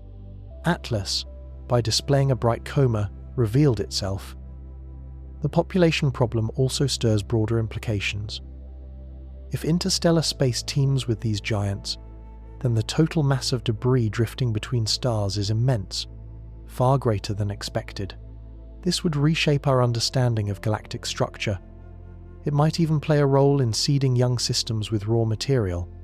Imagine a giant comet plunging into a forming disk, donating its volatiles, stirring its chemistry, or colliding with an infant planet.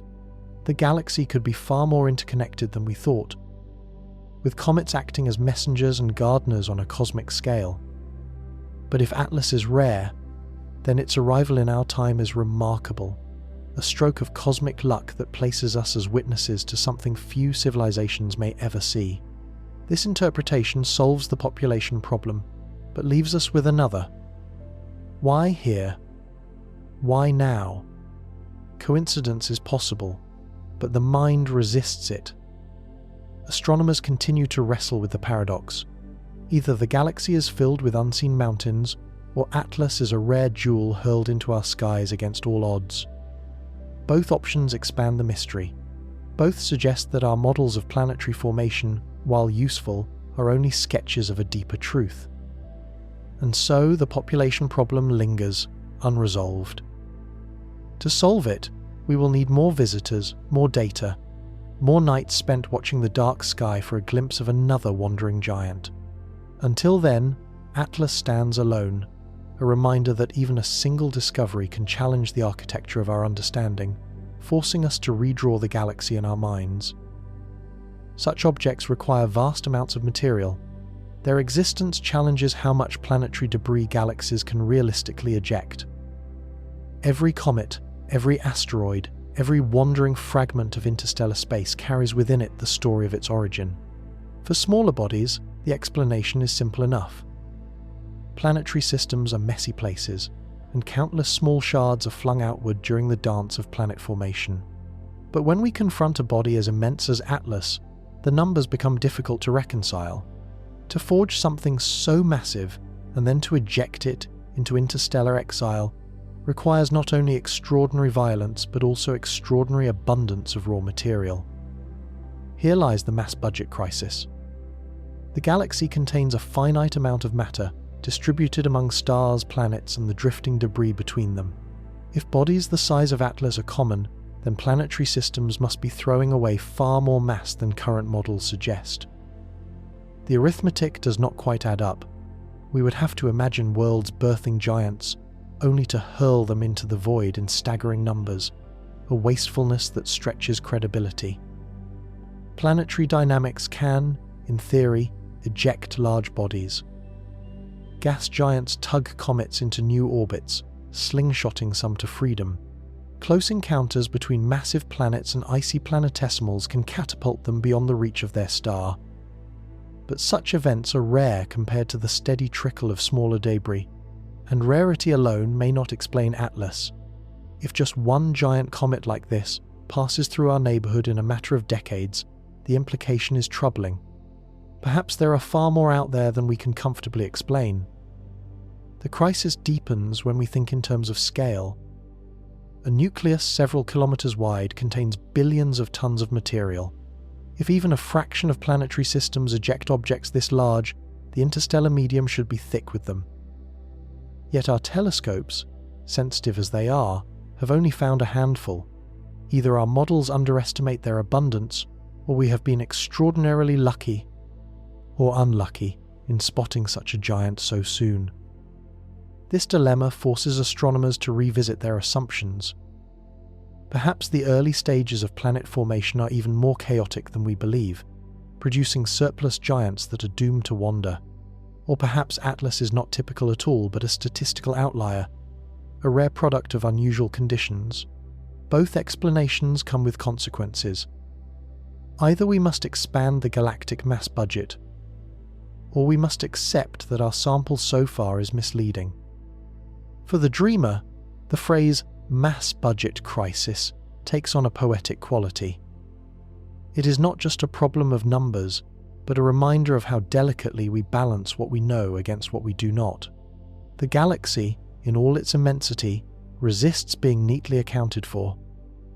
It will always spend more mass, more energy, more wonder than our ledgers predict.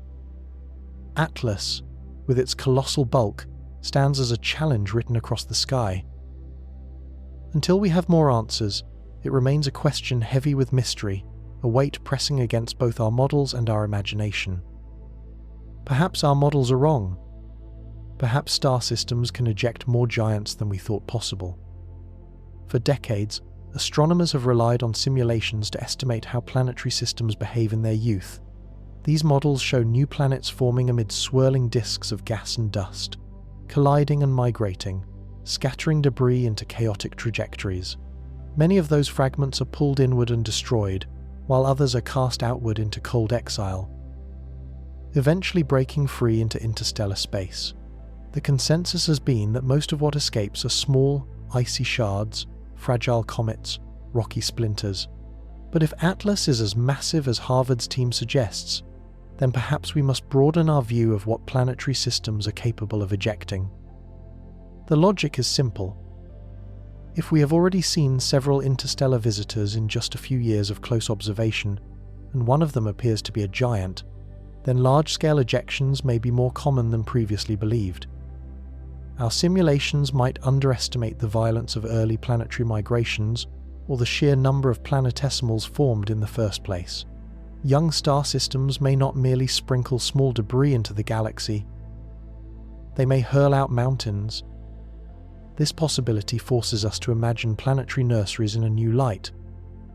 Consider a system where gas giants migrate inward and outward, sweeping through the disk like titans. Their gravitational pulls would scatter planetesimals far and wide, with some collisions shattering them into fragments and others sending intact giants into the deep. Perhaps Atlas is one such survivor, a body that narrowly escaped accretion into a planet and instead was exiled from its birthplace. If so, then our galaxy may be richer in massive wanderers than we realized. For every Atlas we see, countless others could be passing unseen, dark against the void, never aligning with our telescopes. The idea is staggering. An invisible population of cosmic mountains drifting through the Milky Way, reminders of the chaos from which planets emerge. Of course, rethinking models also means facing uncertainties. How efficient must a planetary system be to eject so many giants without depleting itself? Would such systems still produce stable planets, or would the violence of so much scattering prevent habitable worlds from forming? If Atlas represents the norm rather than the exception, then the story of planet formation is even messier and more extravagant than our simulations have shown. Critics argue that it is premature to overhaul models based on a single object. Yet history reminds us that anomalies often carry truths. When one data point defies expectations, it plants a seed of doubt, and sometimes that seed grows into a revolution of thought. In the quiet of night, the notion feels both unsettling and wondrous. Perhaps star systems do not merely shape themselves with care, but with chaos and abundance. Perhaps the galaxy is littered with giants because nature does not build sparingly. It builds extravagantly, scattering mountains into the dark as casually as pebbles. If so, then Atlas is not an exception, but a messenger, inviting us to rethink what planetary systems can truly create. Alternatively, Atlas might be an outlier, a once-in-a-billion object that just happened to pass through our neighborhood. Astronomy often teaches us humility through rarity. Some phenomena are so uncommon that entire generations pass without witnessing them. Supernovae blaze in distant galaxies more often than they do in our own. Collisions between stars, the births of black holes, or the merging of neutron stars all occur, but so infrequently nearby that they feel like miracles when they happen in view. Perhaps Atlas belongs to this category.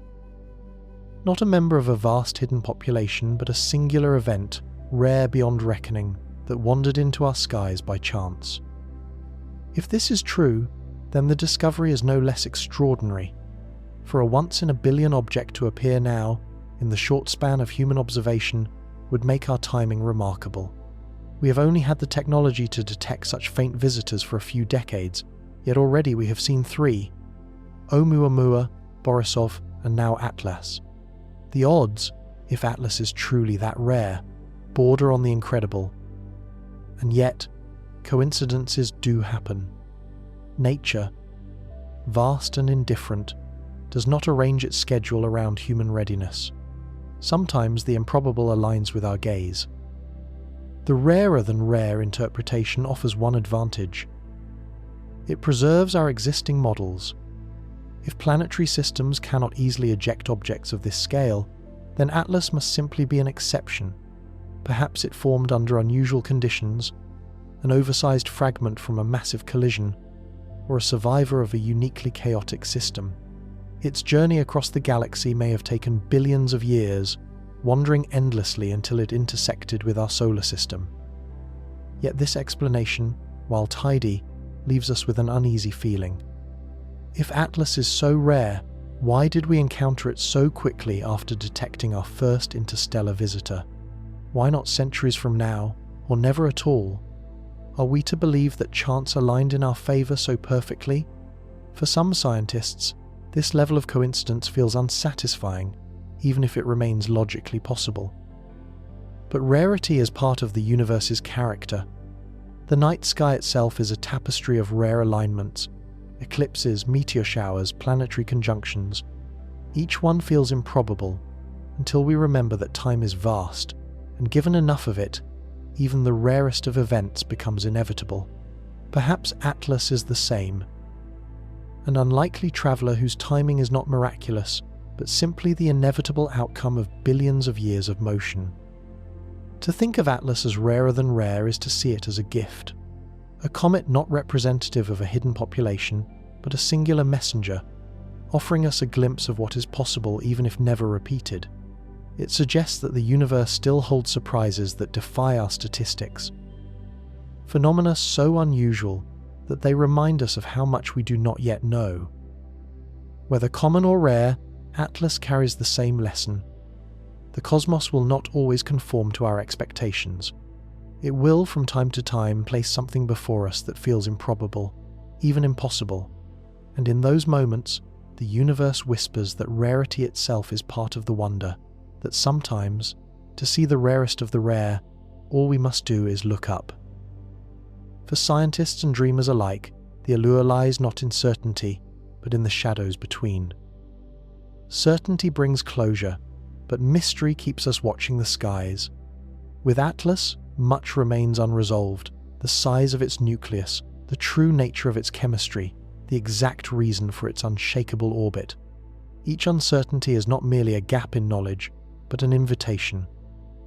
For the scientist, it is an open question that demands data, models, and patient refinement.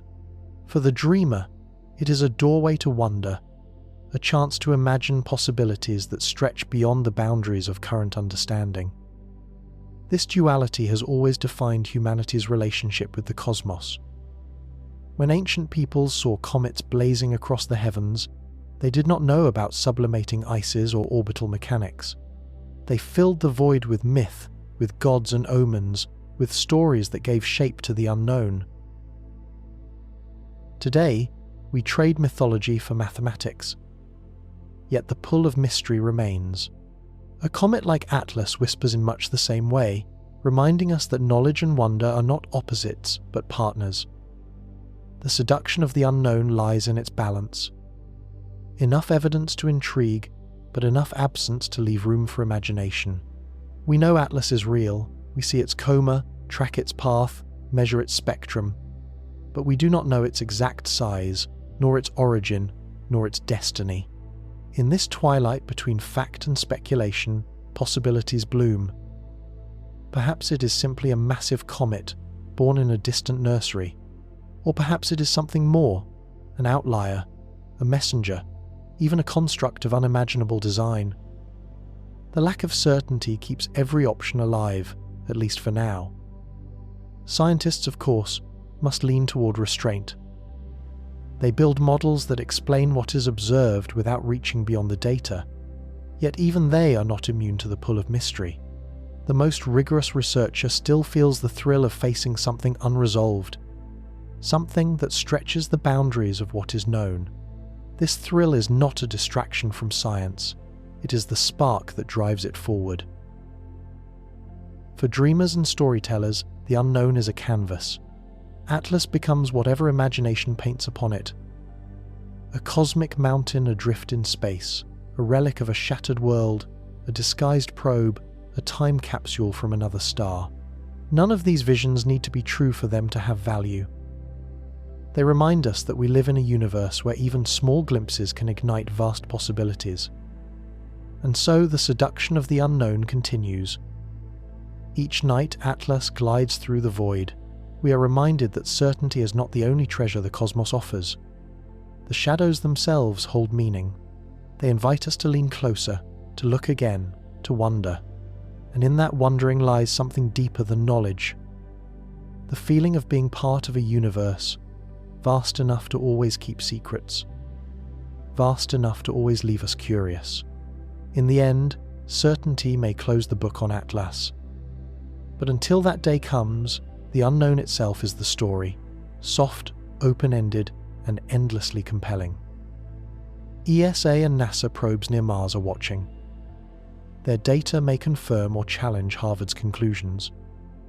In the vastness of space, comets often pass unnoticed, but Atlas has attracted the watchful gaze of instruments beyond Earth. As the comet threads its way through the inner solar system, its path brings it close enough to Mars that orbiters and landers can catch a glimpse. These spacecraft, built for other purposes, now find themselves witnesses to an interstellar visitor, their instruments tuned to track faint signals of dust, gas, and motion. For scientists, this moment is precious. Earth-based telescopes, powerful as they are, suffer from distance and distortion. Light must pass through our atmosphere, blurring signals and filtering out detail. From Mars, however, the view is different, clearer, crisper, and closer. Probes circling the red planet can measure the coma with greater sensitivity, record its chemistry with more precision, and perhaps even detect subtle changes in the comet's trajectory that Earth-bound instruments might miss. The hope is that this independent vantage point will sharpen the debate. Harvard's claim, that Atlas is more massive than expected, rests heavily on the absence of detectable acceleration. If Mars-based probes can confirm this absence, the case strengthens. If, however, they find small deviations invisible from Earth, the comet's size may shrink back into a more ordinary range. Either outcome would refine the truth. Among the instruments tasked with this quiet surveillance are spectrometers designed to study planetary atmospheres. They can break the light of the coma into its component wavelengths, revealing the fingerprints of carbon dioxide, water, and dust. High-resolution cameras, too, may glimpse structures in the tails, jets that spray in directions we cannot easily see from Earth. Each faint image, each line of data, becomes a piece of the puzzle. And then there is the possibility of serendipity. A probe might detect unexpected dust grains brushing past, or record changes in the plasma environment as Atlas's gases interact with the solar wind. Such chance encounters could reveal properties of the comet invisible from afar, offering new clues about its true mass and nature. The presence of Mars as a secondary observer also speaks to the collaborative nature of exploration. Earth and Mars, separated by millions of kilometers, now work together as two eyes on the same mystery. What one cannot see clearly, the other may resolve. It is a reminder that science is not just about instruments, but about perspectives, angles of view that, when combined, bring sharper focus to the unknown. For the dreamer, this moment holds quiet poetry. Imagine probes built to study a red desert world, suddenly lifting their gaze to watch a visitor from the stars. Imagine the data streaming back, carrying whispers of an interstellar mountain drifting silently past Mars. Whether the numbers confirm Harvard's bold claims or temper them, the act of watching itself is profound.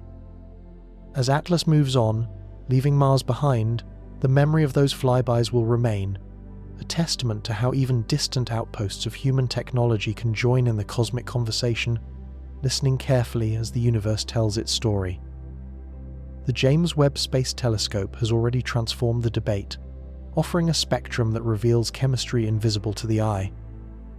Unlike visible light telescopes, which show us only the glow of dust and gas, JWST peers into the infrared, where molecules leave their fingerprints in delicate absorption lines. When astronomers turned Webb's golden mirrors toward Atlas, they saw not just a comet's shimmering halo, but the precise story of its chemistry. Carbon dioxide dominated the spectrum, far outshining the expected waterlines. Methane, carbon monoxide, and traces of other volatiles flickered faintly as well, each adding nuance to the comet's portrait. This discovery shifted the conversation dramatically. For decades, we have studied comets in our own solar system, and most conform to a familiar pattern: water ice as the primary driver of activity, with carbon dioxide and carbon monoxide playing secondary roles. Atlas, however, is different. The CO2 lines are so strong that they reshape our sense of what a comet can be. Such chemistry hints at a birthplace colder, darker, and more remote than our sun's nursery. A region where carbon dioxide froze freely, while water remained buried or inert. JWST's role as a silent witness is especially poignant. The telescope does not speak in images that dazzle the casual eye. Instead, it whispers in spectra, patterns of light that require interpretation. To the untrained observer, the data may look like nothing more than jagged lines on a graph. But to scientists, those lines are revelations. They tell us not only what the comet is made of, but also where it may have formed, how it has survived, and why it behaves so differently from comets we know. And yet, Webb's observations also raise questions. If carbon dioxide dominates Atlas's activity, why is there so little measurable acceleration from its jets? Are the gases venting more gently than we think? Or is the comet's nucleus so massive that even such vigorous activity cannot alter its course? Here again, chemistry and dynamics collide, with Webb's data feeding into the broader debate over size and mass. The telescope also highlights the power of collaboration. Ground-based observatories can track Atlas's orbit with exquisite precision. Hubble can capture its coma in stunning visible detail. Mars probes can provide a second vantage point. But it is Webb, stationed 1 million miles from Earth, that can tell us what the comet is made of. Each perspective complements the other, weaving together a fuller picture of a visitor that refuses to be simple. For listeners drifting into sleep, there is something deeply calming about this image.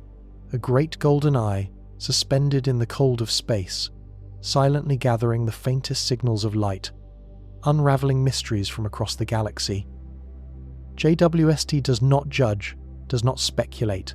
It observes, patiently, faithfully, revealing truths invisible to human senses. And as Atlas continues its passage, Webb will continue to watch, recording the molecular whispers of a world that has travelled for billions of years to reach us.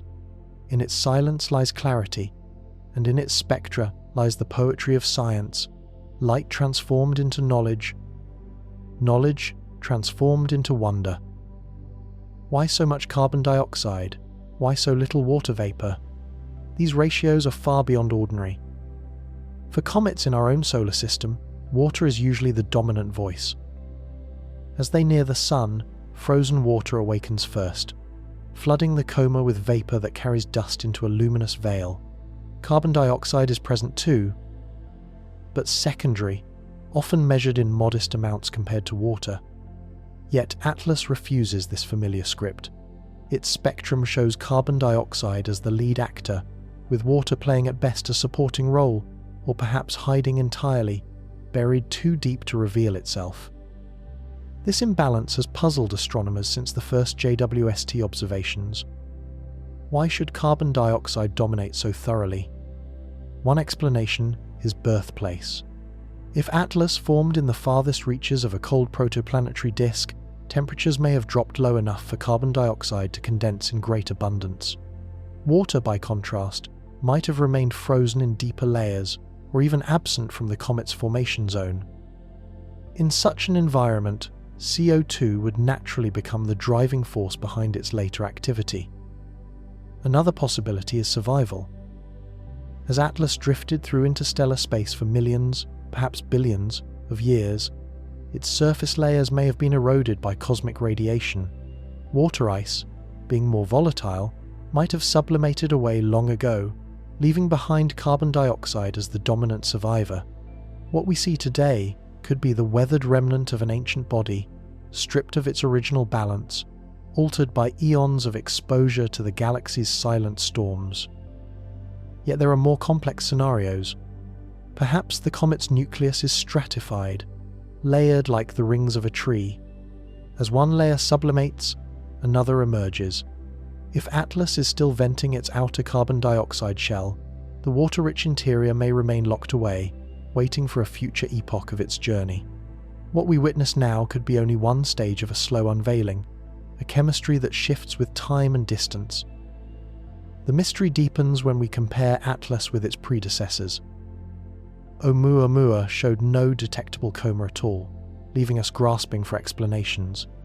Borisov looked comfortably familiar, dominated by water like our own comets. Atlas, however, belongs to neither category. It straddles a new space, active, but alien in its ratios, forcing us to admit that interstellar comets are not variations on a theme, but entirely new compositions. For astronomers, the CO2 mystery is not just about chemistry, it is about what kind of systems populate the galaxy. If Atlas is rich in carbon dioxide, what does that say about the star it once orbited, or the disk from which it emerged? Could there be planetary systems where water is scarce and carbon dioxide shapes the story of worlds? If so, then our own solar system with its water-driven comets may be less typical than we imagined. For listeners, the riddle is soothing in its uncertainty. A comet drifting silently through space, exhaling not water but carbon dioxide, becomes a symbol of the cosmos's ability to surprise.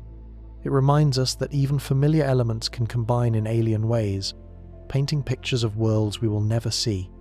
The ratios may defy our expectations, but in that defiance lies wonder, the kind that keeps us watching, questioning, and dreaming beneath the stars.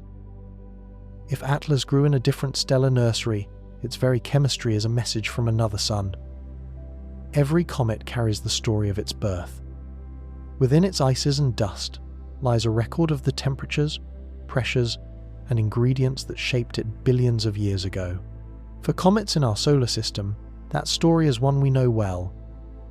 Water ice mixed with silicates and organics, forged in the outer regions beyond Neptune where the cold preserved them. But Atlas seems to tell a different tale. Its carbon dioxide dominance, its unusual behavior, and its stubborn refusal to accelerate all point toward a nursery unlike our own. Imagine a young star system forming light years away, its disk swirling with frozen gases and rocky debris. Around that distant sun, conditions may have been colder or more chemically diverse than in the cradle of our solar system. In such an environment, carbon dioxide could freeze in massive layers, building comets rich in CO2 while leaving water ice buried or sparse. The comet that would one day become Atlas grew there, layer by layer, until the chaotic gravities of giant planets or passing stars flung it into exile. If this is true, then Atlas is not just a comet, it is a time capsule, a messenger carrying the fingerprint of another system. Its chemistry is like a cosmic postcard, stamped with the conditions of a nursery we will never see directly. By studying it, astronomers are given a rare chance to peer into the diversity of planetary systems across the galaxy. The implications ripple outward. If Atlas formed in such a cold, CO2-rich environment, then its parent system may have planets with chemistries very different from our own. Worlds with atmospheres heavy in carbon dioxide, perhaps, or icy giants with volatile rich moons. Each comet ejected from that system carries a hint of these worlds, drifting across interstellar distances to share their secrets with distant observers like us. Of course, the picture remains incomplete. We cannot trace Atlas's path back to its origin. The galaxy's gravitational tides have erased its birthplace, scattering it beyond identification. All we can do is read its chemistry and imagine the nursery it once called home. Was it a young, bright star with abundant volatiles, or a dim red dwarf, cold enough to preserve exotic ices near its heart? The comet's composition leaves us with possibilities, not certainties. But perhaps that is enough. The very existence of Atlas reminds us that the galaxy is not uniform. Each stellar nursery is its own experiment, each comet a frozen record of that experiment's results. By comparing Atlas with Borisov, with Oumuamua, and with the comets of our own solar system, we begin to see a spectrum of diversity, a gallery of alien formation zones painted across the Milky Way. For the dreamer, this is a soothing thought, the idea that every comet is a message, every fragment of ice a whisper from another star. Atlas is more than just a visitor. It is a storyteller from afar, carrying tales of a nursery we will never walk beneath, but which still speaks to us through chemistry, light, and silence. Some suggest its coma may exaggerate apparent mass. Dust can make a small object appear like a giant. When we look at comets, what we see is not the nucleus itself, but the luminous veil of gas and dust that surrounds it. This veil, called the coma, glows brilliantly in reflected sunlight, spreading out to dwarf the solid heart hidden at the center. In some cases, the coma can extend hundreds of thousands of kilometers, transforming a nucleus no larger than a mountain into an apparition the size of a planet. For Atlas, this has led some scientists to caution. Perhaps the comet only appears colossal. Perhaps dust, not mass, is the true cause of its grandeur. The problem lies in interpretation. Brightness alone does not directly reveal size. A tiny nucleus shedding large amounts of dust can look just as impressive as a larger nucleus with modest activity. To the naked eye, or even the sharpest telescope, the difference is not obvious. Models must be built, assumptions made, and it is here that debate flourishes. If Atlas's coma is unusually dense with dust, its apparent immensity could mislead us, inflating estimates of its size and weight.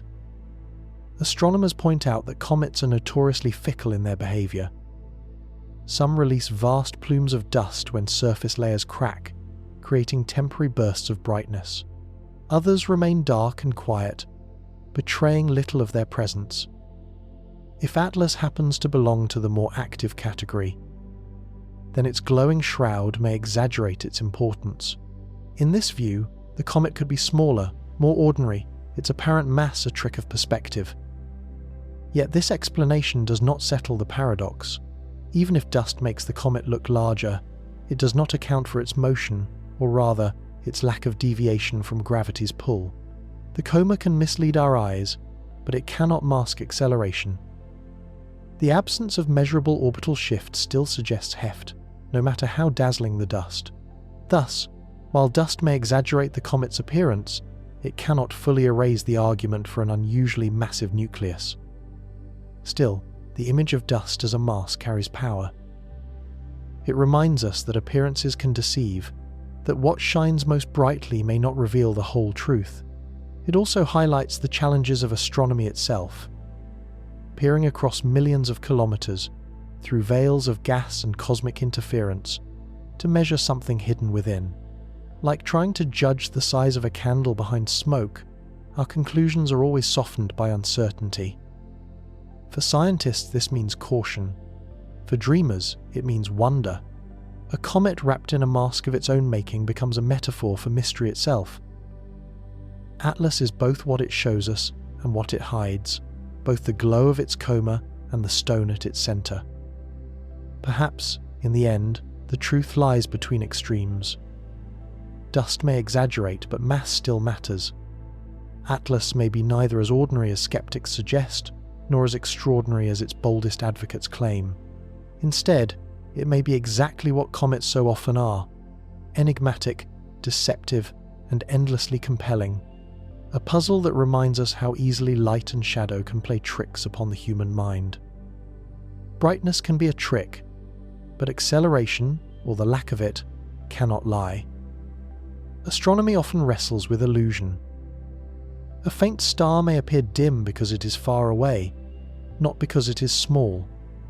A galaxy may seem tiny, when in truth it is vast and simply distant. Comets, with their glowing comae and sprawling tails, are masters of deception. Dust can veil the nucleus, exaggerating its size, creating the illusion of enormity where only modest mass resides. Yet, when it comes to motion, illusion fades. Gravity and acceleration speak in absolutes, and it is here that Atlas's secret begins to emerge. The reasoning is straightforward. A comet that vents gas into space produces thrust. That thrust, no matter how subtle, should alter its orbit. Even a small nucleus, shedding vapor unevenly, should wobble like a boat rocked by gentle waves. Astronomers track such changes with exquisite precision, mapping each shift in trajectory, each deviation from the expected gravitational path. But Atlas does not wobble. Its course is steady, unyielding, and entirely gravitational. The absence of acceleration becomes, paradoxically, the loudest signal of all. This is why mass matters. Dust can exaggerate brightness, but it cannot disguise inertia. For a comet's venting to fail at moving it, the comet must carry enormous weight. The Harvard team treats this as a kind of cosmic scale. The jets provide the push, and the absence of response reveals the body's true heft. In this way, Atlas's stubborn orbit becomes a measurement, not of light, but of resistance. Of course, critics point out the assumptions. Perhaps the gas vents in perfect symmetry, cancelling thrusts before they can register. Perhaps the velocity of the escaping molecules is lower than expected, producing weaker forces than our models allow. These possibilities cannot be dismissed, and they remain active parts of the debate. But symmetry so perfect, and outflow so consistently weak, stretch probability. The simpler explanation, as Loeb's team insists, is that the comet is too massive to be nudged. This approach, letting motion arbitrate truth, illustrates the elegance of celestial mechanics. Light can deceive, brightness can mislead, but the laws of dynamics remain impartial. They do not bow to illusions. Just as a feather and a stone fall at the same rate in a vacuum, a comet cannot fake its inertia. What Atlas shows us is not in its glow, but in its refusal to deviate. For listeners drifting into calm reflection, this truth carries a certain comfort. It reminds us that in a universe filled with uncertainty, there are still anchors, principles that cannot be tricked by appearance. And through these unwavering measures, we glimpse the true character of an interstellar wanderer. So while Atlas dazzles us with a radiant mask of dust, the deeper truth lies in its silence, in the way it glides untouched along its orbit. No illusion of light can change that. Beneath the veil, the comet's mass stands revealed, steady and undeniable, a mountain adrift among stars, immune to deception, answering only to gravity itself. For every paper raising the comet's size, another emerges urging caution. Science thrives on this tension. Astronomy, like all science, is not a monologue but a dialogue.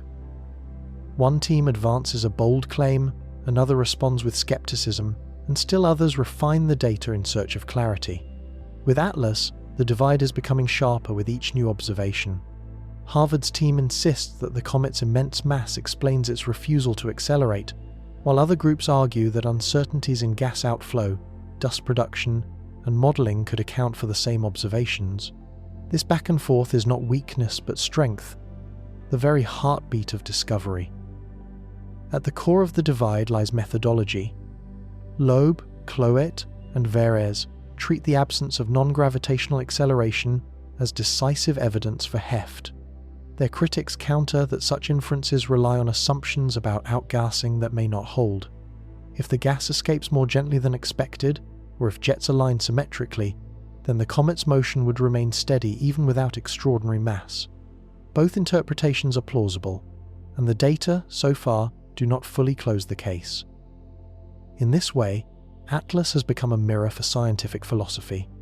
On one side stand those who argue for boldness, who believe that anomalies should be taken seriously, even if they stretch models beyond comfort. On the other side are those who argue for restraint, who insist that until uncertainties are eliminated, extraordinary conclusions should remain on hold. The tension between these approaches has played out before, most notably during the debates over Oumuamua, and now it repeats with a new interstellar guest. For the public, this divide can sometimes seem like conflict. Headlines frame it as disagreement, as factions battling over what is true. But within science, this is how knowledge grows. Disagreement forces better measurements, sharper models, and deeper thought. Each critique is a whetstone, sharpening the edge of inquiry. Atlas, massive or not, has already served its purpose by igniting debate that will refine our understanding of comets for decades to come. The widening divide also reminds us of the human side of science. Researchers bring not only data but also perspectives, biases, and temperaments. Some are drawn to bold hypotheses, others are cautious by nature. Together, they create a balance, ensuring that science does not leap too quickly into fantasy, nor retreat too timidly from possibility. The comet, drifting silently through space, does not take sides, simply continues on its path, leaving us to interpret its meaning through our own lenses. For those listening in the quiet of night, this divide is not a clash but a harmony. Just as music requires tension between notes, science requires tension between ideas. Without challenge, discovery would stagnate. Without imagination, it would wither. Atlas, in sparking division, unites us in the deeper goal, to know the universe more truly, even if certainty takes time. And so the scientific divide widens, not as a rift to fear, but as a fertile ground from which clearer understanding will eventually grow. It is the patient rhythm of progress, echoing across generations, reminding us that knowledge is not a single voice but a chorus. Perhaps Atlas reminds us how little we know of the galaxy, how vast the unknown remains. Astronomy is often painted as a triumph of knowledge, the discipline that measures galaxies, weighs stars, and predicts eclipses centuries in advance. Yet beneath its precision lies humility, a quiet acknowledgement that most of the universe is still uncharted. Each new discovery, rather than completing the map, expands its borders. Atlas is one such discovery. It drifts across our skies, not as confirmation of what we know, but as a reminder of how much we do not. The comet's mass, its chemistry, its paradoxical stillness, each raises questions that unsettle our models. Are interstellar giants common, or is Atlas a rare outlier? Do other stellar nurseries forge comets rich in carbon dioxide, or is this body unique? Why do our predictions falter when tested against its stubborn orbit? Each unanswered question humbles us, reminding us that human knowledge, vast as it seems, is only a faint light in an immense darkness.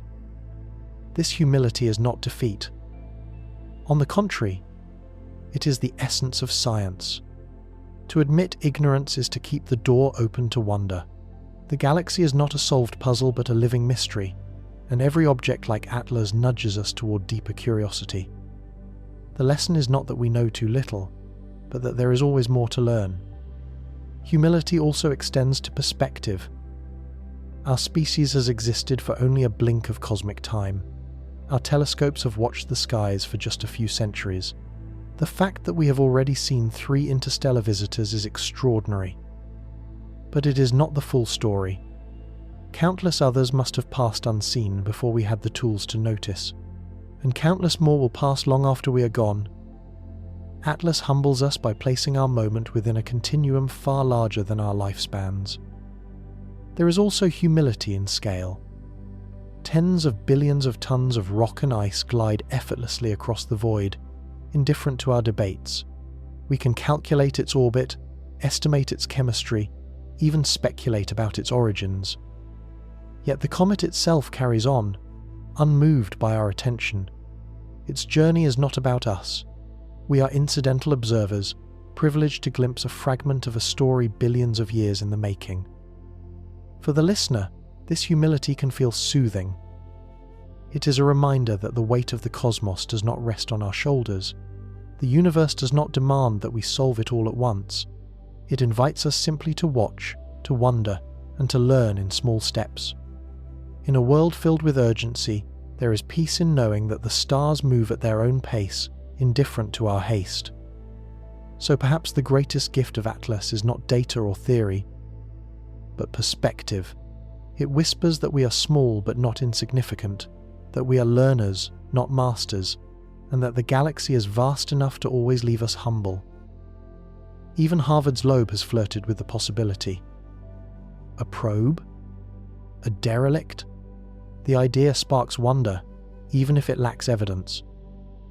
The suggestion that Atlas might be technological rather than natural is not offered as a conclusion but as a question. Could an advanced civilization deliberately build something so massive, or disguise machinery within layers of ice and dust? Could it be a probe drifting silently through the galaxy, its purpose lost to time? Or perhaps a relic?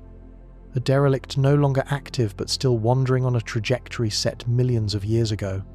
These questions stir the imagination because they stand at the edge of what we know, balanced precariously between science and speculation. Loeb himself has drawn attention for suggesting that Oumuamua might have been artificial, perhaps a light sail or fragment of alien craft. Atlas is a different case. It shows all the outward signs of a comet, with its coma, its tails, and its chemistry. Yet its mass, if Harvard's estimates hold, feels excessive, almost suspiciously so. A body too large to be pushed by its own jets could, in theory, be designed that way. Mass, in this scenario, becomes camouflage, a way of masking activity and ensuring an object looks unremarkable to anyone watching from afar. Still, imagination must be tempered with reason. Building such a body would demand resources beyond our comprehension. Billions of tons of material, carefully assembled, then launched into interstellar space. It strains belief. And yet, to civilizations millions of years older than our own, what seems impossible to us might be trivial. Just as ants cannot fathom skyscrapers, we may not be able to fathom the engineering feats of others. The attraction of the technological hypothesis lies not in its likelihood, but in its poetry. To think of Atlas as a vessel makes us reimagine the comet as more than ice and rock. Suddenly it becomes a story, a messenger sent across the stars, or a time capsule drifting between civilizations. It invites us to see ourselves not just as observers of nature, but as potential participants in a galactic dialogue. Even if the idea lacks evidence, it carries symbolic power. Critics rightly remind us that extraordinary claims require extraordinary proof. Every measurement of Atlas can still be explained within natural frameworks. Chemistry, formation zones, ejection dynamics. To leap to technology is to risk overshadowing the extraordinary reality of nature with speculation. A giant interstellar comet is wondrous enough without gilding it with artificiality. And yet, the idea lingers, not because it is proven, but because it resonates. It reflects our yearning to know whether we are alone, whether intelligence has flourished elsewhere in the galaxy. Each interstellar visitor becomes a canvas for that yearning, a chance to imagine connections that stretch beyond our world. So, what if Atlas is technology? Perhaps it is not. Perhaps it is only ice, rock, and dust. But in asking the question, we glimpse the depth of our curiosity, the very trait that propels us to watch the skies, to study the unknown, and to dream of companions among the stars. We search for meaning, even in ice and dust. Sometimes the patterns are real, sometimes imagined, but always powerful. It is a trait woven deep into our species. From the first constellations mapped across the night sky to the equations that now describe gravity and light, Humans have always tried to turn chaos into order.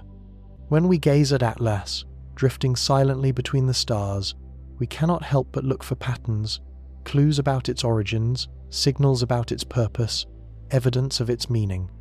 Some see chemistry and dynamics. Others see the possibility of engineering. Both views spring from the same instinct, the desire to weave the unknown into a story. Patterns have always been our bridge to understanding. Ancient astronomers noticed the regular rising of Venus and turned it into myth.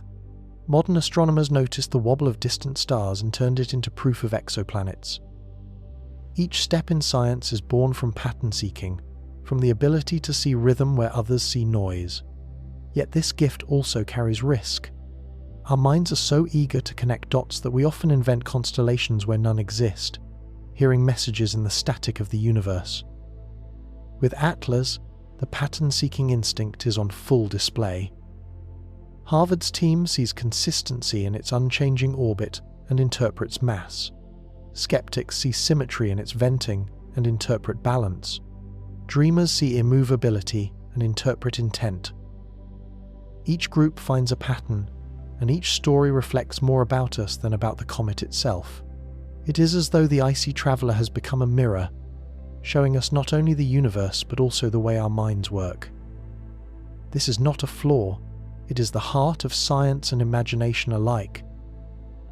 It gives direction to our questions, structure to our theories, and beauty to our wonder. Even when we are wrong, even when the patterns dissolve under scrutiny, the act of searching pushes us forward. Consider the paradox. If we never sought patterns, we would never discover truth. But because we do seek them, we sometimes see more than is really there. Science thrives by holding both sides of this paradox at once, welcoming imagination, yet testing it against evidence. That tension is what drives progress, and Atlas is a perfect example. For listeners drifting into reflection, this trait of ours may feel strangely comforting. To know that humans have always looked upward, tracing lines between stars, weaving stories from light and shadow, is to feel connected across time. The patterns we see may shift, myths giving way to measurements, speculation giving way to certainty, but the impulse remains constant. It is part of what makes us human. So as Atlas glides through the darkness, we will continue to search for meaning in its silence. Whether the patterns we find prove real or imagined, they will carry power. They will remind us that we are storytellers as much as scientists, explorers not just of the cosmos, but of the patterns that bind us to it. 3i Atlas will not linger. By next year, it will leave us behind forever. What we learn now may shape our understanding of interstellar space for decades. Every interstellar visitor is a fleeting guest. Unlike the comets and asteroids bound to our sun, these bodies sweep in on open trajectories, paying brief visits before vanishing into the dark. Atlas is no different. Its arc through the solar system is temporary, a graceful curve that will carry it away once more, back into the unbounded night. For astronomers, this impermanence adds urgency. Observations must be made now, before the comet dims, before distance steals its secrets away. The months ahead will be a race against time. Ground-based telescopes will track its motion with ever finer precision, searching for the smallest hint of acceleration. The James Webb Space Telescope will continue to peel apart its spectrum, chasing the mystery of its unusual chemistry. Probes near Mars will watch from another angle, gathering data that Earth alone cannot. Each instrument becomes a participant in this cosmic investigation, each one working to piece together a portrait before Atlas slips from view. What we learn in this short window will echo long after the comet itself has vanished. If Harvard's claims of immense mass hold, we will be forced to rethink models of planetary formation and ejection. If not, the lessons will still be profound, sharpening our methods and reminding us of the complexities hidden in even the simplest assumptions. Atlas may confirm our expectations, or it may overturn them, but either way, it will expand them. The road ahead also extends beyond this single comet. Every observation of Atlas builds experience for the next visitor, We now know to search not only for brightness, but for silence in acceleration. We know to watch for chemical fingerprints that differ from our familiar comets. We know that interstellar objects are not curiosities, they are classrooms, each one teaching us about environments and histories beyond our reach. For the public, the departure of Atlas may pass quietly, a story fading from headlines as it drifts into the void. But for scientists, the data will live on, stored in archives, reanalyzed as models improve, revisited when new interstellar travelers arrive. Decades from now, long after Atlas has become another anonymous speck among the stars, its brief visit will still shape our understanding of the galaxy. For listeners settling into calm reflection, there is comfort in this perspective.